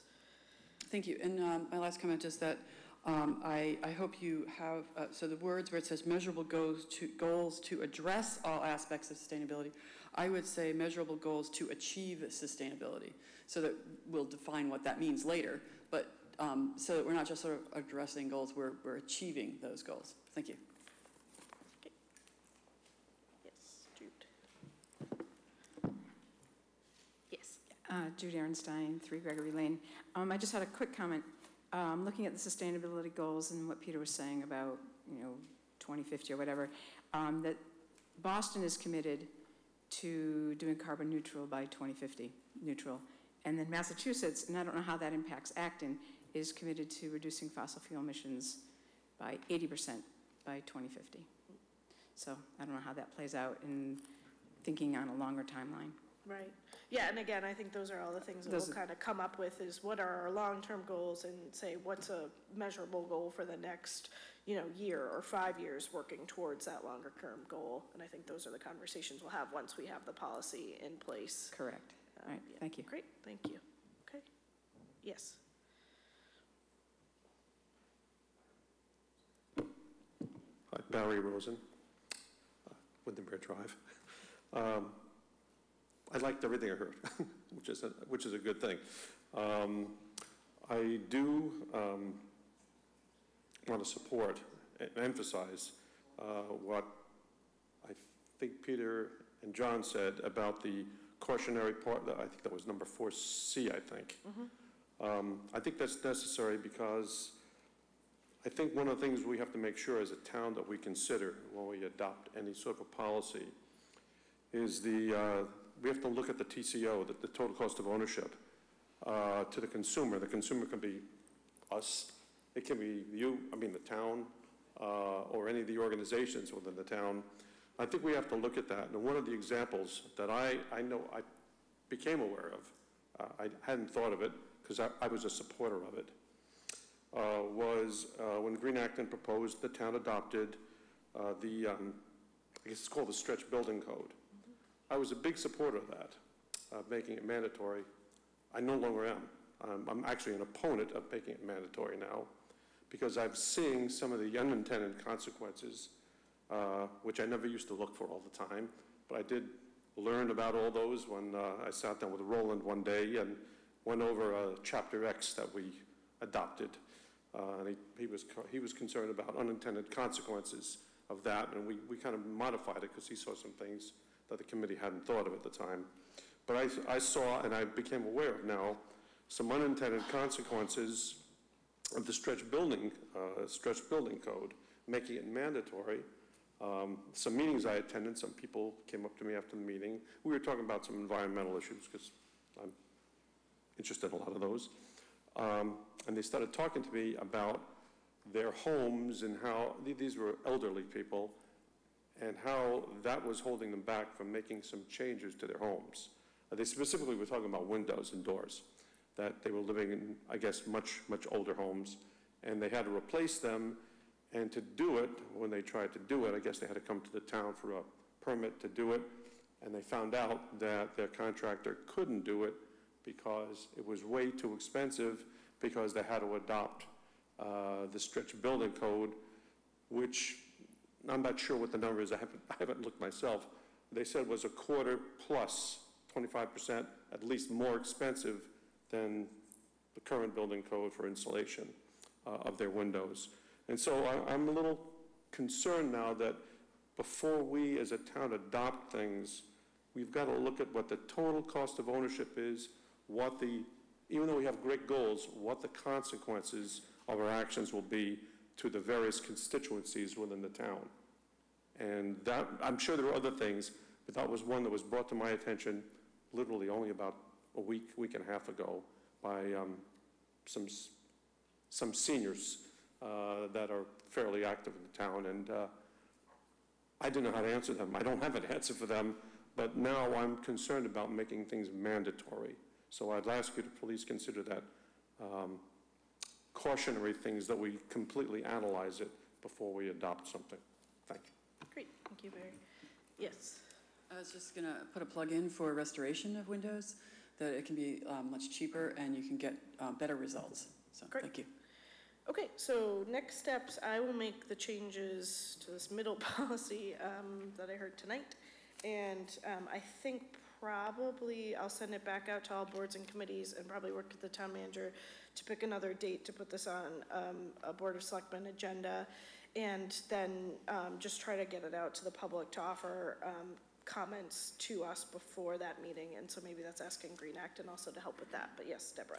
I have a couple things. Oh, sure. This is an okay time Yeah, to say course, a couple yeah. things. Okay. Gotta be able to see them first. Okay.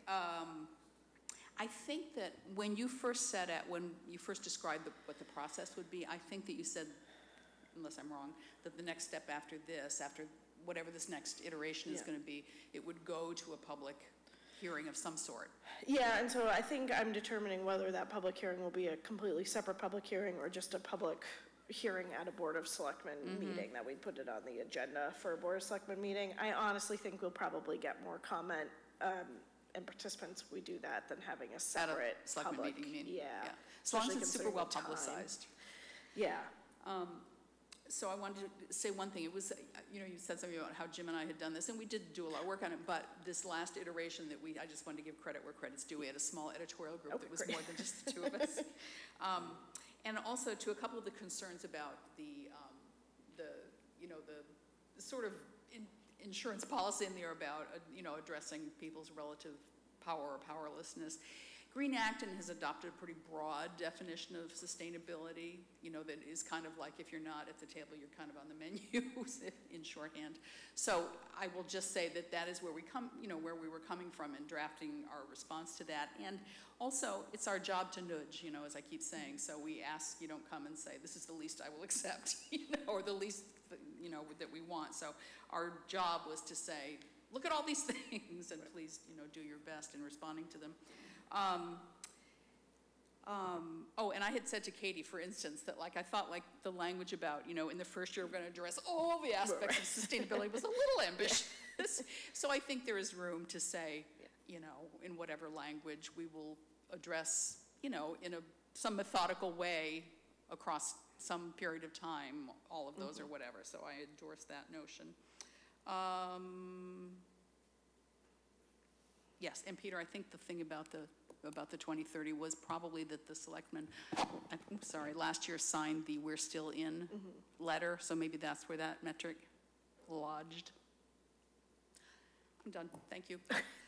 Thank you, Deborah, for all your work and everybody else's work on this. So, okay, great. So I will make the changes, talk to town manager, figure out when to put this on the agenda, send it out to all boards and committees, and maybe we'll put it on the website and ask Green Acton to put it on their website and figure out other ways to get it out to public and request comment before that, whenever that date is, unless I hear any objections to that plan.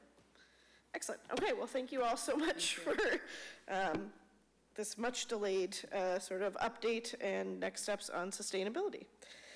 Okay, up next we have the sewer privilege fee waiver request for 146 Prospect Street. And I think I see some folks here for that. I don't know if you guys want to present your request at all. We have the memo from the engineering department in here. It's not on, if you could turn it on. No, it's not on Lou. Do you mind just, yeah. There you go. It's application under your bylaw. There's a small 40B project that this board has supported. It's a LIP application. It's 4 units, requesting a waiver for the affordable unit for the privilege fee.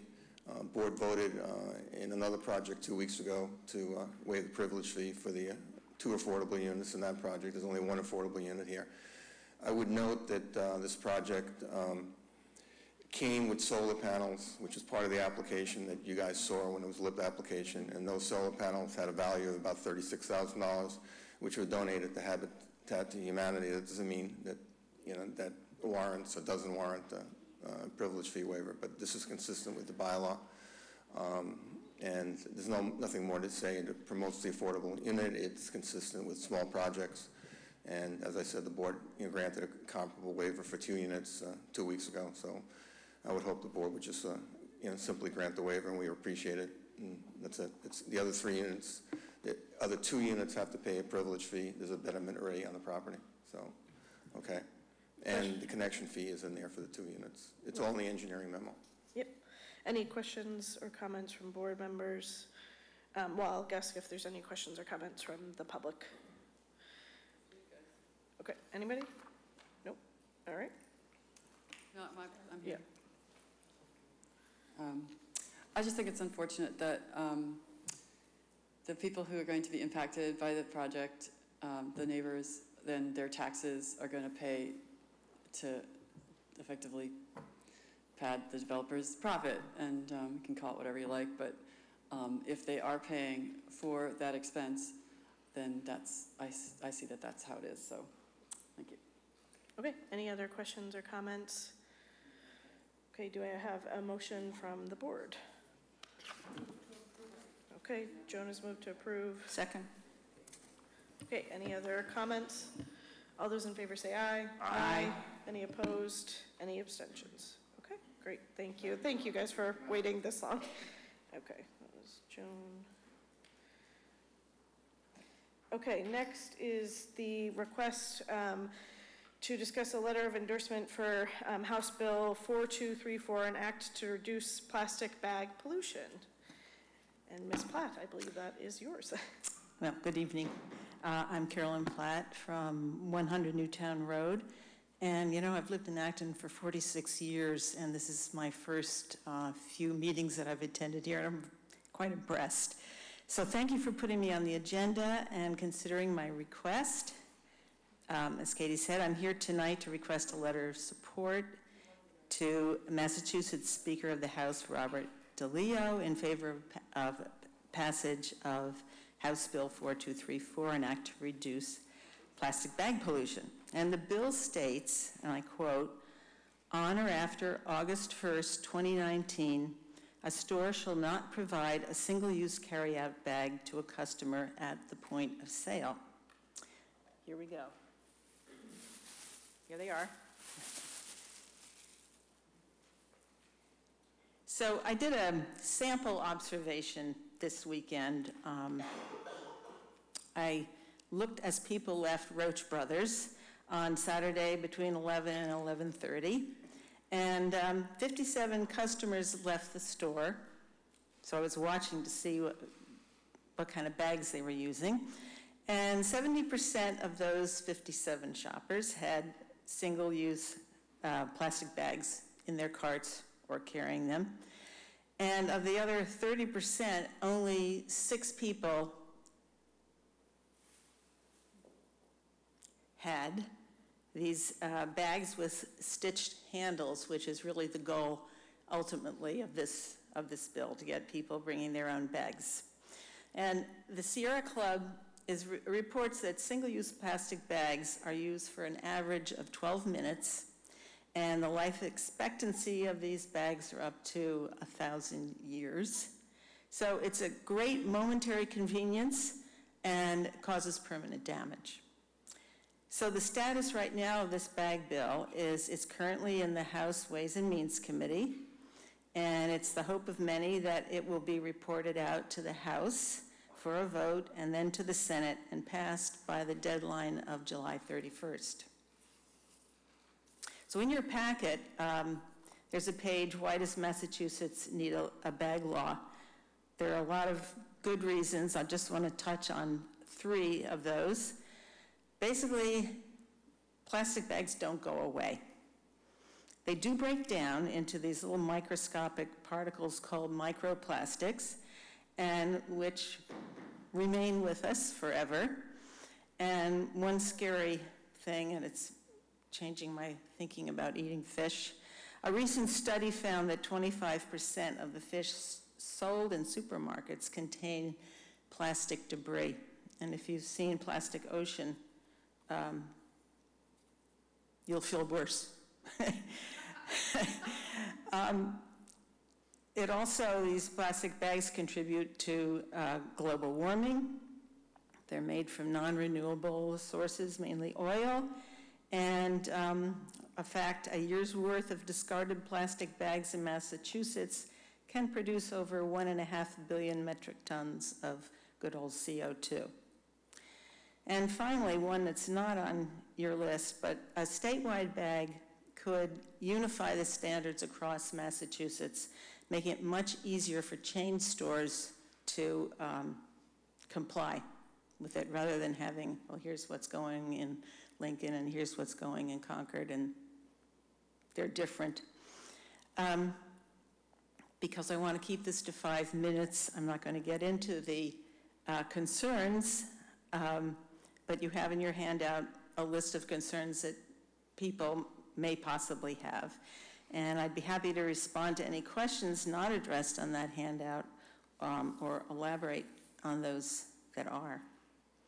So there is support for this bill. Basically, Jamie Eldridge and Jen Benson are sponsors of the original bill. Our group here in Acton has been getting out the word and encouraging people to contact their representatives and senators. Green Acton's written a wonderful letter of support to the chair of the House Ways and Means Committee, where the bill is now. Plastic bag regulations have been approved in 77 towns, cities and towns, and as you know, including Boston. And our neighbors, starting to circle us, Bedford, Concord, Sudbury, and Westford, are included in these 77 towns. Over 185 environmental and community groups in Massachusetts signed on to a letter to Speaker DeLeo in support of the state plastic bag ban. And we've got the board of the Massachusetts Food Association and Retailers Association do want this conformity across the state, so they're supporting the bill. So finally, last week I went to visit a 2nd grade class at Douglas School because they wanted to learn about plastic bags. I found out that they knew more than I did. They couldn't stop talking about why plastic bags are bad. So what I'm saying is let's move forward on banning single-use plastic bags for their future. And thank you for giving me this opportunity to speak. Banning these bags is an important and easily implemented step towards meaningful change. So a letter in support of the statewide act reducing plastic bag pollution will certainly send a strong message to the legislature. So thank you. All right, thank you, Ms. Platt. Any questions or comments from board members? Janet. I am all for banning single-use plastic bags. I think that I do use for grocery shopping and other things. I have a whole bunch of recyclable bags that are gradually deteriorate and force me to go out and buy more bags so that I'm not bringing shame on myself when I show up at the grocery store. But one of the questions I had is that this ban actually, at least this law, it says no single-use carry-out bag, which under the terms of the definition includes paper bags, which are then carefully defined to exclude pharmacy bags for medication, non-handle bags used to protect items from damaging or contaminating other purchased items placed in. This is really specific. Yeah.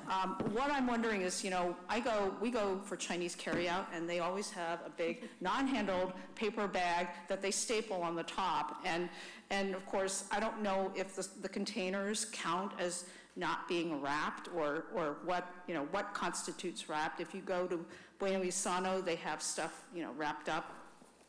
And anyhow, but I'm just a little, obviously there was an effort to carve out certain kinds of paper bags. I don't know if there aren't more carve-outs, say, to accommodate restaurants that use paper bags. Some of them, well, the one we go to puts in a cardboard thing on the bottom so that the thing isn't chippy.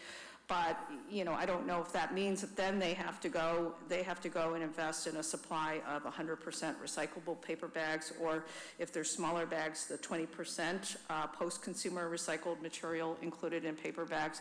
But I don't know if you've got any information about, paper bags and how this is going to affect paper bags as opposed to plastic bags. Well, I guess it's the 40% recyclable paper. Let me get the bill here.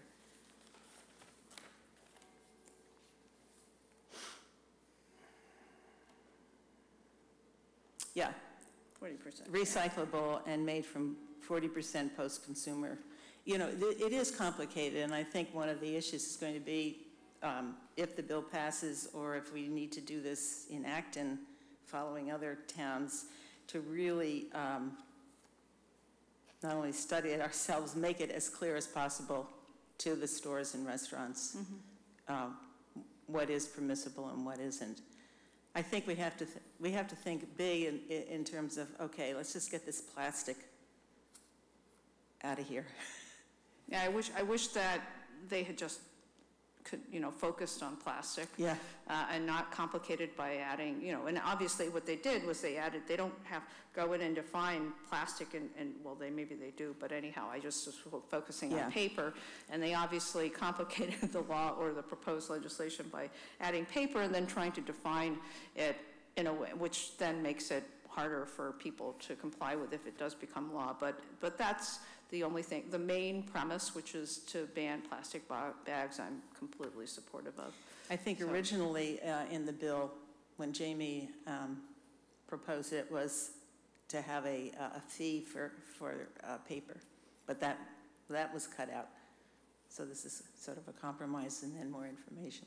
But thank you. Yeah, thank you. Any other questions? I'll note that I actually worked on this bill when I worked for Representative Benson and did a lot of research for her on the issue of, no, that's all right, plastic bags and the horrifying plastic trash, I forget what they call them, islands, essentially. There's some, yeah, exactly. There's 2 of them out in the oceans, and they are made primarily of plastic, and they are horrifying if you look up pictures of them. And again, I think, as you noted, this issue has really gotten steam because of cities and towns passing their own bans, and some, I think, ban paper, some don't. They do it, some have a fee, they do it in different ways. And so finally now, even the retailers are coming together and saying, well, this is a pain for us if we're going to have to figure it out in every city and town, so we would like to see this done at a statewide level, and are finally pushing a statewide bill, which again, I worked on, over probably 8 years ago on. So it's great to see it finally moving forward, and I'm very supportive of us sending a letter, and if it doesn't pass this session, then I think we should come back and think about, being one of the towns that passes something to keep that pressure on and momentum going, because I think if they see that towns will continue to pass all of these varying bans that they're going to have to deal with, or fees or other things, then they will again keep pushing for a statewide ban. And it does have in there that the Department of Environmental Protections will promulgate regulations after, which is generally where a lot of those issues around exactly what it means are worked out at that sort of regulatory level. So thank you for pushing this and bringing it to our attention, and I'm very supportive of a letter. So I will ask for any questions or comments from the audience, and I see at least one. Tara Fredericks from West Acton. Yes, I love this. Thank you so much, Carolyn. And I was going to just put a plug in for the Green Acton committee that's working on this, if anybody wants to come and join in the work. And also the new structure at Green Acton is that if people are interested in a particular topic that we aren't addressing, that they can come forward and propose such. And if there is enough interest, then maybe they'll have their own committee, just like the plastics folks, or materials, actually, right? So you might move on to other things. Straws, what are they, 70 million a day in the United States alone every day, so just food for thought. I have a question, is this to write us a letter, or is it just to like sign on to some petition form? It's There's a draft letter there that I would okay. write and send. I hope that you will add into, it seems like we're going in that direction, I hope you'll add in that you are prepared to support a town-wide, because I think that that's where the energy goes, that helps pass something at the statewide level if they know that more and more towns are willing to do it. Plastic Ocean, it's a movie, folks, so if you want to go look up on YouTube, there's snippets from it. It's very educational, and I didn't get depressed. I got energized by it. Yeah, do we know how many towns have done this so far? I think Carolyn said 77. Oh, great, 77, I thought it was 80, yep, great. And I personally am willing to get signatures to put this on the warrant. If you guys didn't want to, I just want to make note of that, but it sounds like you're all in favor of it, so I hope you put that in a letter. Thank you very much. Okay, great. Do you have a motion to probably direct me to send a letter of support? Move to send a letter endorsing House Bill 4234. Okay. Second. Okay. I think everybody seconded there. All right, all those in favor, please say aye. Aye. Aye. Any opposed? Any abstentions? All right, thank you, Caroline. I know it was a little later than I said it would be. Okay, the next up is a request for waiver of fees from the Skyhawk Sports Academy. We have a memo on that from the town manager. Mr. Manager, do you want to add anything? No, I mean, I think that given the amount of time staff has to inspect these 3 sites, and I'm sure they're putting more time than what the payment allows, I would recommend not to grant the waiver. Okay. Are there any questions from the board on this? I'm not aware of this organization at all, but do they do great things? I mean, this says that they're going to have to shut down the program if we don't give them this. So, yeah, I don't think they'd have to shut it down. We looked at, I mean, they're a nationwide, it's not like a local nonprofit or something like that. They're a nationwide for-profit organization that runs sports camps. So they're, I think the problem was that the fees changed this year before they had set their schedule with or after they had set their schedule with the recreation department and their fees with the recreation department. So they run the program, if you look in like the rec department's list of programs that they have, they run these 3 camps, which are at different locations that all have to be inspected. And if you see, Cheryl's already offered to them to reduce the payment by more than what they had originally would be required under the new fees. So it's already less than that. They were just asking for an even further It also reflects reduction. new state regulations Right. on the inspections of camps. Right, which is why the Board of Health put these in place. Janet, yes. So, I mean, Cheryl, the health director, said that they were prepared to basically interpret the 3 sites as one. Yeah. And reduce the fee, which I don't know if this person who's writing was aware of that. Yes, they are. Okay, so they're still seeking something below? Right, so Cheryl was willing to reduce it to $305, Right. and they wanted it reduced essentially to $260. And, it's already a big, sizable reduction. Yeah, I think that, she's already given them a little bit of a break, and I think that's reasonable, what she's doing. But I agree.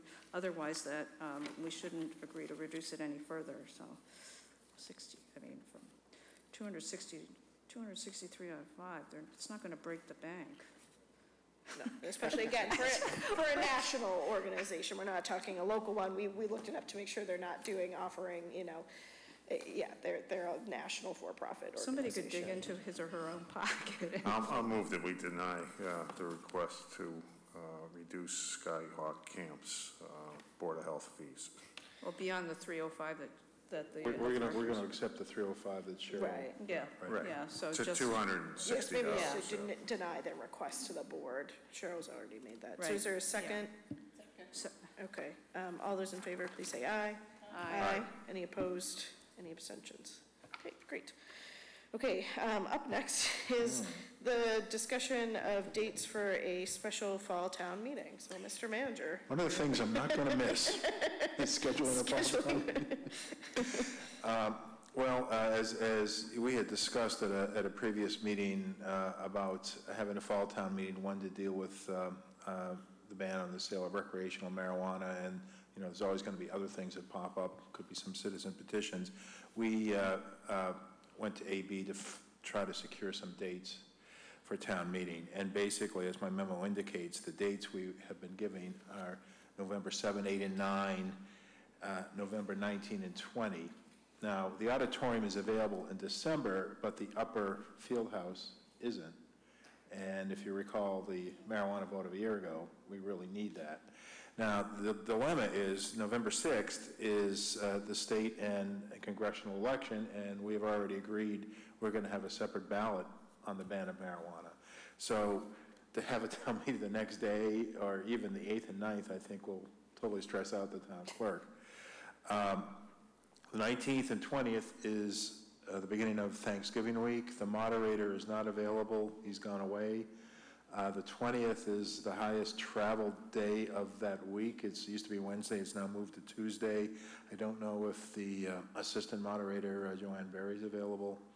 But, this is just getting very difficult to try to do business in the fall. And I'm not sure what the solution is. It's really decisions made by staff. I'm not sure whether we should have a discussion, selectmen to the school committee or whatever, because, there's clearly, there are issues that the schools sometimes would benefit from a special town meeting like last year with the building project, so. Yeah, I think it's definitely an issue that once the school committee is not reorganized yet, Spoxborough hadn't had their elections, so when they reorganized in June, that I'd like to bring up with the new chair and the Acton vice chair, and then perhaps even when the new superintendent is in place to talk about, because it's gotten, as you said, quite frustrating to figure out when we can have these town meetings, and frankly, we've sort of made it standard to have a fall town meeting, and so it'd be great if they could work with us a little bit more collaboratively. There is a possibility that we could have one with their set on the stage. We just couldn't sit on the stage. Right. We'd have to be down low. Right. So we can. Right. But do people have thoughts on the proposed dates? Yes. I think what they're talking about for inability to use one of the upper gymnasiums is sports games that are going on up there. Last year when the town, when the schools had their building funding, didn't seem to be any problem. Perhaps, the simple fix would just be to ask them if, say, for December 3 or December 4, December 10 or December 11, just switch the game day, just instead of having a home game, played at the other. And it might be practice too, so right. The only problem is if it's practice, setting up the upper gym it takes a lot of time to put out the seats, and then you've got to have the AV for the overflow and all that. So if they could move their practice, that would be helpful as well. Yeah. Practice would be harder than moving a game. Well, I would think not. I don't know. I don't. Because a game, you could just say, if it's with Concord, you're playing here, let's just flip, could we play there? Yeah, I don't know what the MIAA rules are with that. They have to be dictated by that. Also, if we get into a real pinch on this thing, we've talked in the past about trying a Saturday town meeting.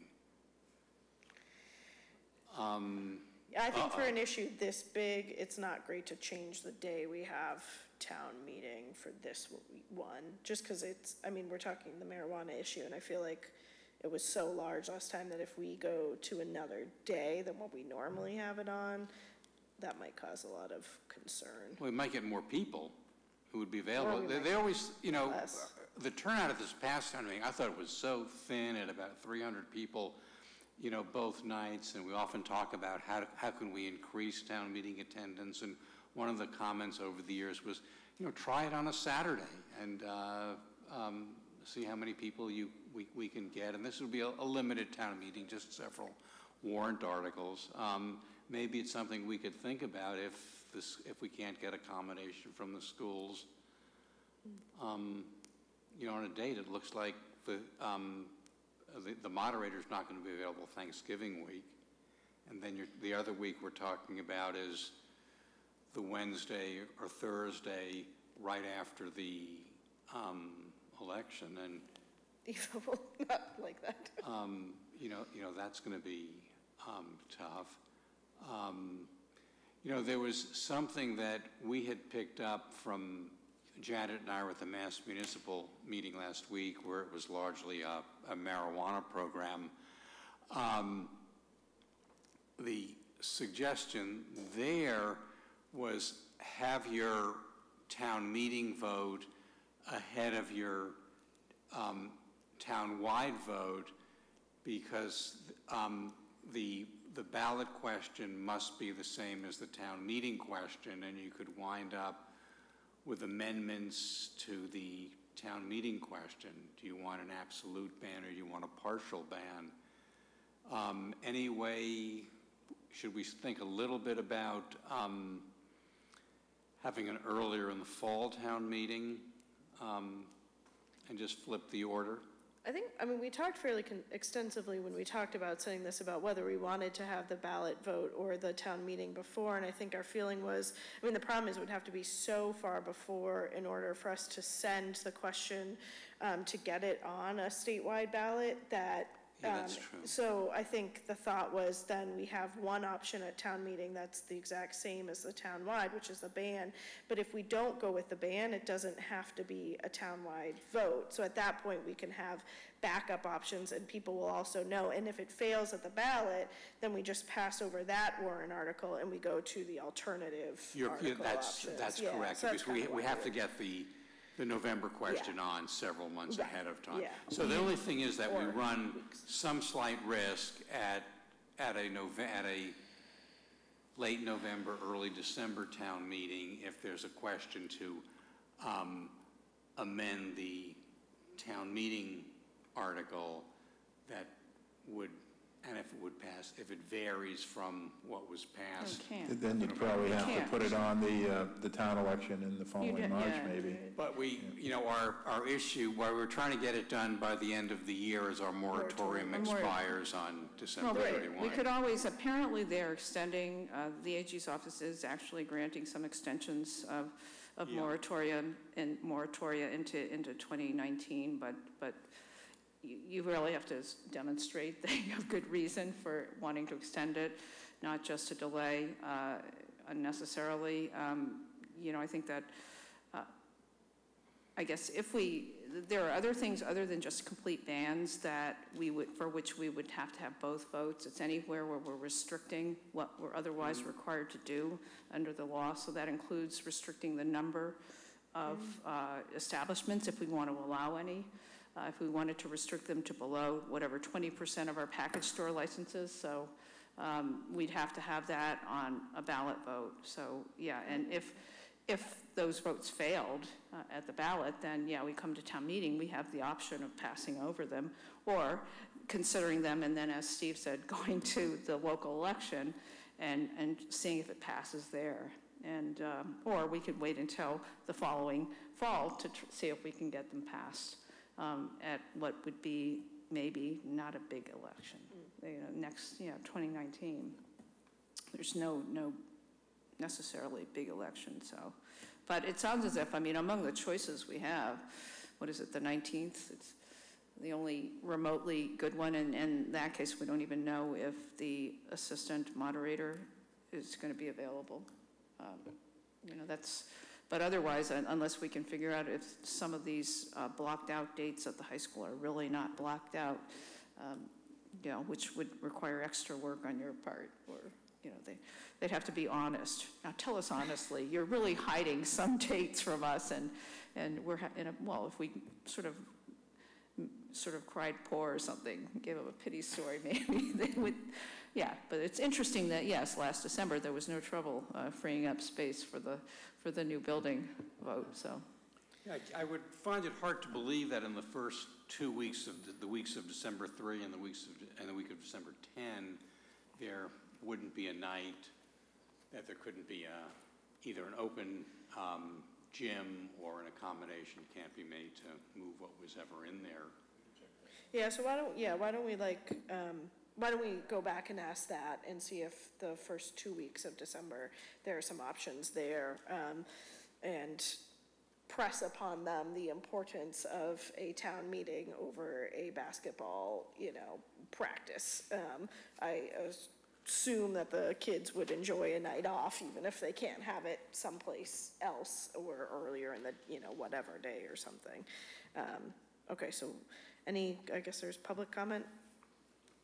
Oh, I was just going to say there were a lot of parents voting for the ban, that maybe they could impress upon the school committee to work harder to find a date.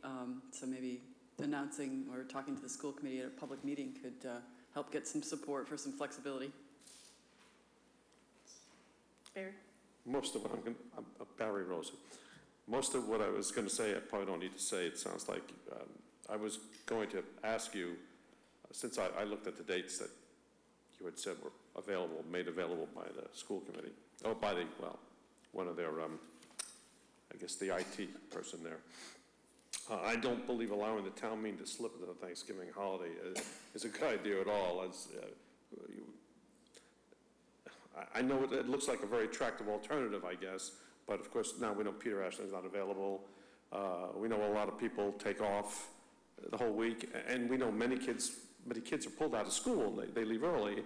And I think, I don't know this, but I think that this particular town meeting is going to be of interest to a lot of our citizens because the marijuana ballot question will be there.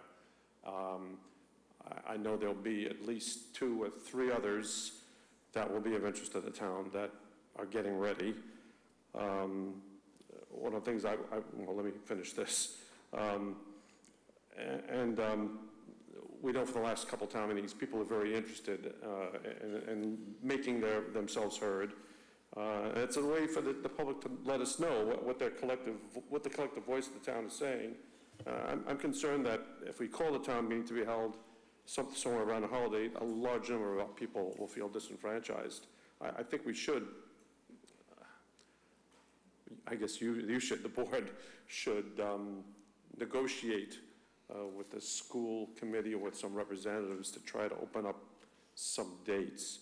One of the things I did want to talk to you about is I know at least one of the warrant articles citizen warrant articles that is going to be introduced is going to have well over 200 signatures. I think 2 or 3 of them will have well over 200 signatures. And that's a question of when they're presented, because I believe 45 days after they're presented, within 45 days, a special town meeting has to be called. So how is that going to affect us?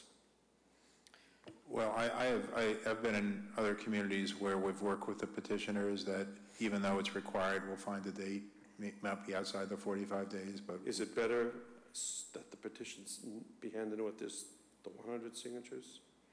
Probably. Okay, I'm going to talk to the petitioners. They're going to be the ones that are going to hand it in and see if that can be done. Is there going to be an announcement of when? I guess I'm asking you, Katie. Yeah. When we'll have a date for the public meeting? I'm sorry, the special town meeting. Yeah, I mean, that would be decided at a public Board of Selectmen meeting, so we'll go back and ask about... It's going to be another board meeting then? Yeah, we'll ask about the December dates and... December 3rd is the start of Hanukkah, by the way. Okay, crap. Which gets into our next issue.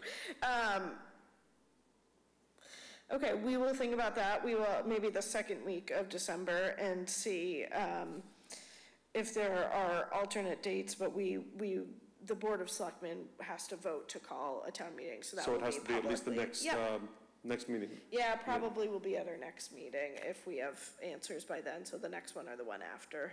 Okay. But it'll be on an agenda. Okay, thank you. Okay, yep. Just had a couple of questions. Well, a comment relative to petitions. They typically get the signatures and you don't hand it in, so you don't screw up that 45-day thing and then spark another special town meeting by accident. Yeah, I chaired, I think, 3 or 4 town meetings last time I was chair, and I'm trying to break that curse, so let's not do that to me. Yeah, thank you. Well, then maybe we could do the work so we wouldn't need the petition. Maybe so. just 100 signatures need to be handed. Okay, Right. either way, or 10 for us. So relative to special town meeting, I've heard that there is no progress and doesn't appear to be any progress or nothing being action pushing towards a Kelly's Corner rezoning. And so I just want to talk about that in open meeting to find out if what I'm hearing is true. And that's it. That's not really related to this discussion item, so I feel a little, I think you can direct that question to the Kelly's Corner Steering Committee. They would be the ones that are talking about. Well, there's the people who told me that they weren't doing it. That's your answer. Well, because yes. That's not really, I don't think it falls enough under this issue. Okay, thank you. It's going to, relative to petitioning, the action, what the town is doing impacts what petitioners might want to do. Thank you. Okay. So the next issue, also, Mr. Manager, is the proposed policy, well, not proposed yet, a request that we received related to an originally proposed article to prohibit town meetings from taking place on major religious holidays. We had counsel look at that, and she has suggested that would be better handled through a selectman policy as opposed to a bylaw amendment. It gets very dicey very quickly about how to define what a major religious holiday is. And so, as the town manager's memo states, we want to just kind of start that discussion. But do you have anything to add, Steve? Not really. As you said, it started off with a draft petition article that I sent to council, and as I told the petitioner, I think there was language in there that talked about major religious holidays as determined by an ecumenical council, which we don't have. Right. So that was kind of part of the problem. But council thought that if the board kind of adopted a policy, and we'd have to figure out major versus minor. I mean, I grew up Catholic. Every day is a feast of somebody, right? So you really have to define, what the major holiday. And you have to define when it becomes a major holiday within your town. I mean, we don't take, it's Ramadan right now, we're meeting right now, we don't take the entire month off for that, and that's a legitimate consideration in certain communities. And what counts as a religion and a major religious holiday for that religion. So a lot of issues, but Janet. Yeah, I frankly think that we have to abide by some sort of standard. I don't know if it's a recognized holiday in the state when people get off or something like that, because we run into the risk of having all kinds of people popping up of whatever religious practice saying that they have major religious holidays and they feel that we should observe it, and that we risk offending them if we don't recognize their holidays as major. Because maybe there's, say, within the Asian populations, there may be some holidays that a lot of us don't honor, but a lot of people in the community, practice and they may want time off, and so it's you risk. I don't know. I just see a lot of risk in starting to go down that road, and I think that if there's a standard, I don't know that the state government adheres to or that other communities adhere to. I know the schools have some sort of policy, they must have it, but they get into sort of quicksand because they have teachers who have religious practices, and then a lot of times the teachers aren't available, so that determines when the schools are going to be closed, and then and then you have people who, the students' parents want to take them out for some reason and want to make sure that even though school is in session, that nothing is taught that's important, while the kids are out. So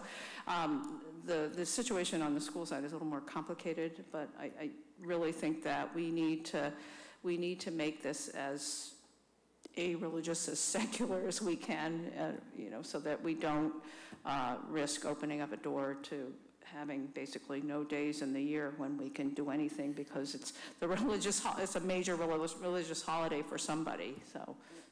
Yeah, so there's, so you know, the school's policy, I mean, they have a hotly debated conversation every couple of years, and I'm usually at that meeting. You know, usually there's nobody there and randomly show up, and then all of a sudden there's, you know, this huge meeting. But they right now recognize, I believe, Good Friday, Yom Kippur, Rosh Hashanah, Christmas Eve. Christmas Day is a federal holiday. And then they have noted on their calendar other holidays, but they're not days off. But there is a policy that they have around teachers not teaching new content if you like inform them that you're taking a day off for a religious holiday, because it gets complicated very quickly, as you noted. The state, I mean, there's no, as a state employee, we don't get off any religious holidays except for federally recognized or state recognized holidays. The only religious kind of connotation one, I believe, would be Christmas. Even Good Friday's not a day off. Well, Bunker Hill Day, yes, not a religious day. You know, we got an evacuation day in Suffolk County. Suffolk County you know, they're not, exactly, they're not religious holidays. Or as Howie Carr called them, hack holidays. Yeah, exactly. I was going to suggest we ask Peter to get on his moderator's group and ask what other towns do. I mean, that's a good idea. Is there any other towns that have policies like this?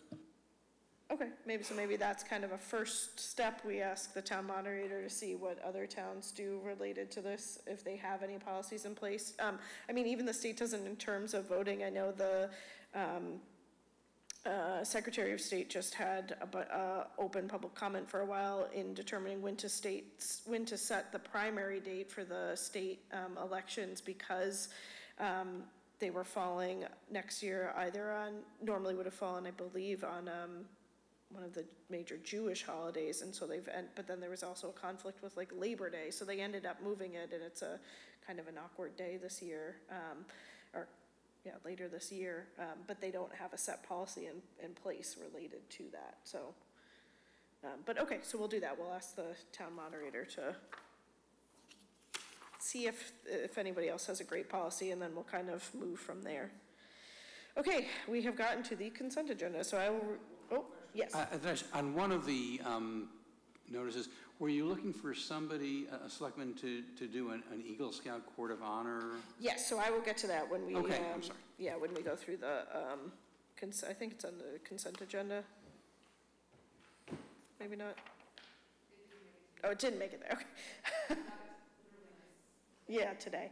Okay, but is anybody available to do the Eagle Scout Court of Honor on June 2nd, as I am out of town? You can do it? Okay. It looks like he needs the medallion still. Oh, yeah. Okay, so we'll get you the medallion, and Joan and I will sign this and get that to you. And have you been to one before? I was the dad. Yeah, okay, exactly. So you know the spiel. Just thanking and giving. No, Peter Ashton was the selectman at Awards, yeah. Oh, good. But John, what I would recommend is if there's a contact person, get in touch with the person, because then they'll make sure that your name is in the program. Yeah, Lisa, and they'll introduce you. So lets them know that you'll be attending on our behalf. And it's a really fun time. I love those and the gold star ones. Okay, all right, consent agenda. I will read through these. Please say hold if you have anything to hold. Number 7, request to dispose of obsolete items, Acton Memorial Library. Number 8, we are taking no action on. Number 9, meeting minutes, April 2nd, 3rd, 5th, 9th, 23rd, and 26th of 2018. Number 10, executive session minutes for April 9th, 19th, and 23rd of 2018. Number 11, one-day alcoholic beverage license for Ashok Bogoni, Nara Park, September 1st, 2018. Number 12, one-day alcoholic beverage license, Boston Women's Rugby Club, Nara Park, June 16th, 2018. Number 13, one-day alcoholic beverage license, The Paper Store, June 14th, 2018. Number 14, refund requests for the building department.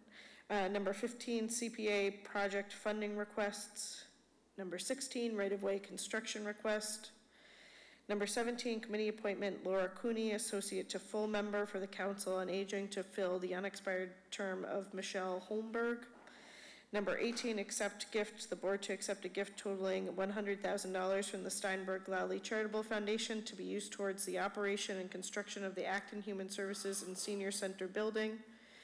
Number 19, accept gift, the board to accept a gift totaling $200 from the Aspet River Rail Trail, Inc. to be used toward the Acton Bike Sharing Program. Number 20, accept gift, Council on Aging, board to accept a gift totaling $120 from Diane Ramsey for building furnishings at the Human Services and Senior Center building. And number 21, accept gift, Council on Aging, board to accept a gift of 3 original paintings valued at $600 each to be installed at the Human Services and Senior Center building. Move to approve consent agenda items 7 and 9 through 21. All those in favor, please say aye. Aye. Any opposed? Any abstentions? Move to adjourn. Do we want to second that? Okay, all those in favor, please say aye. Aye. Any abstentions? All right, thank you. Have a good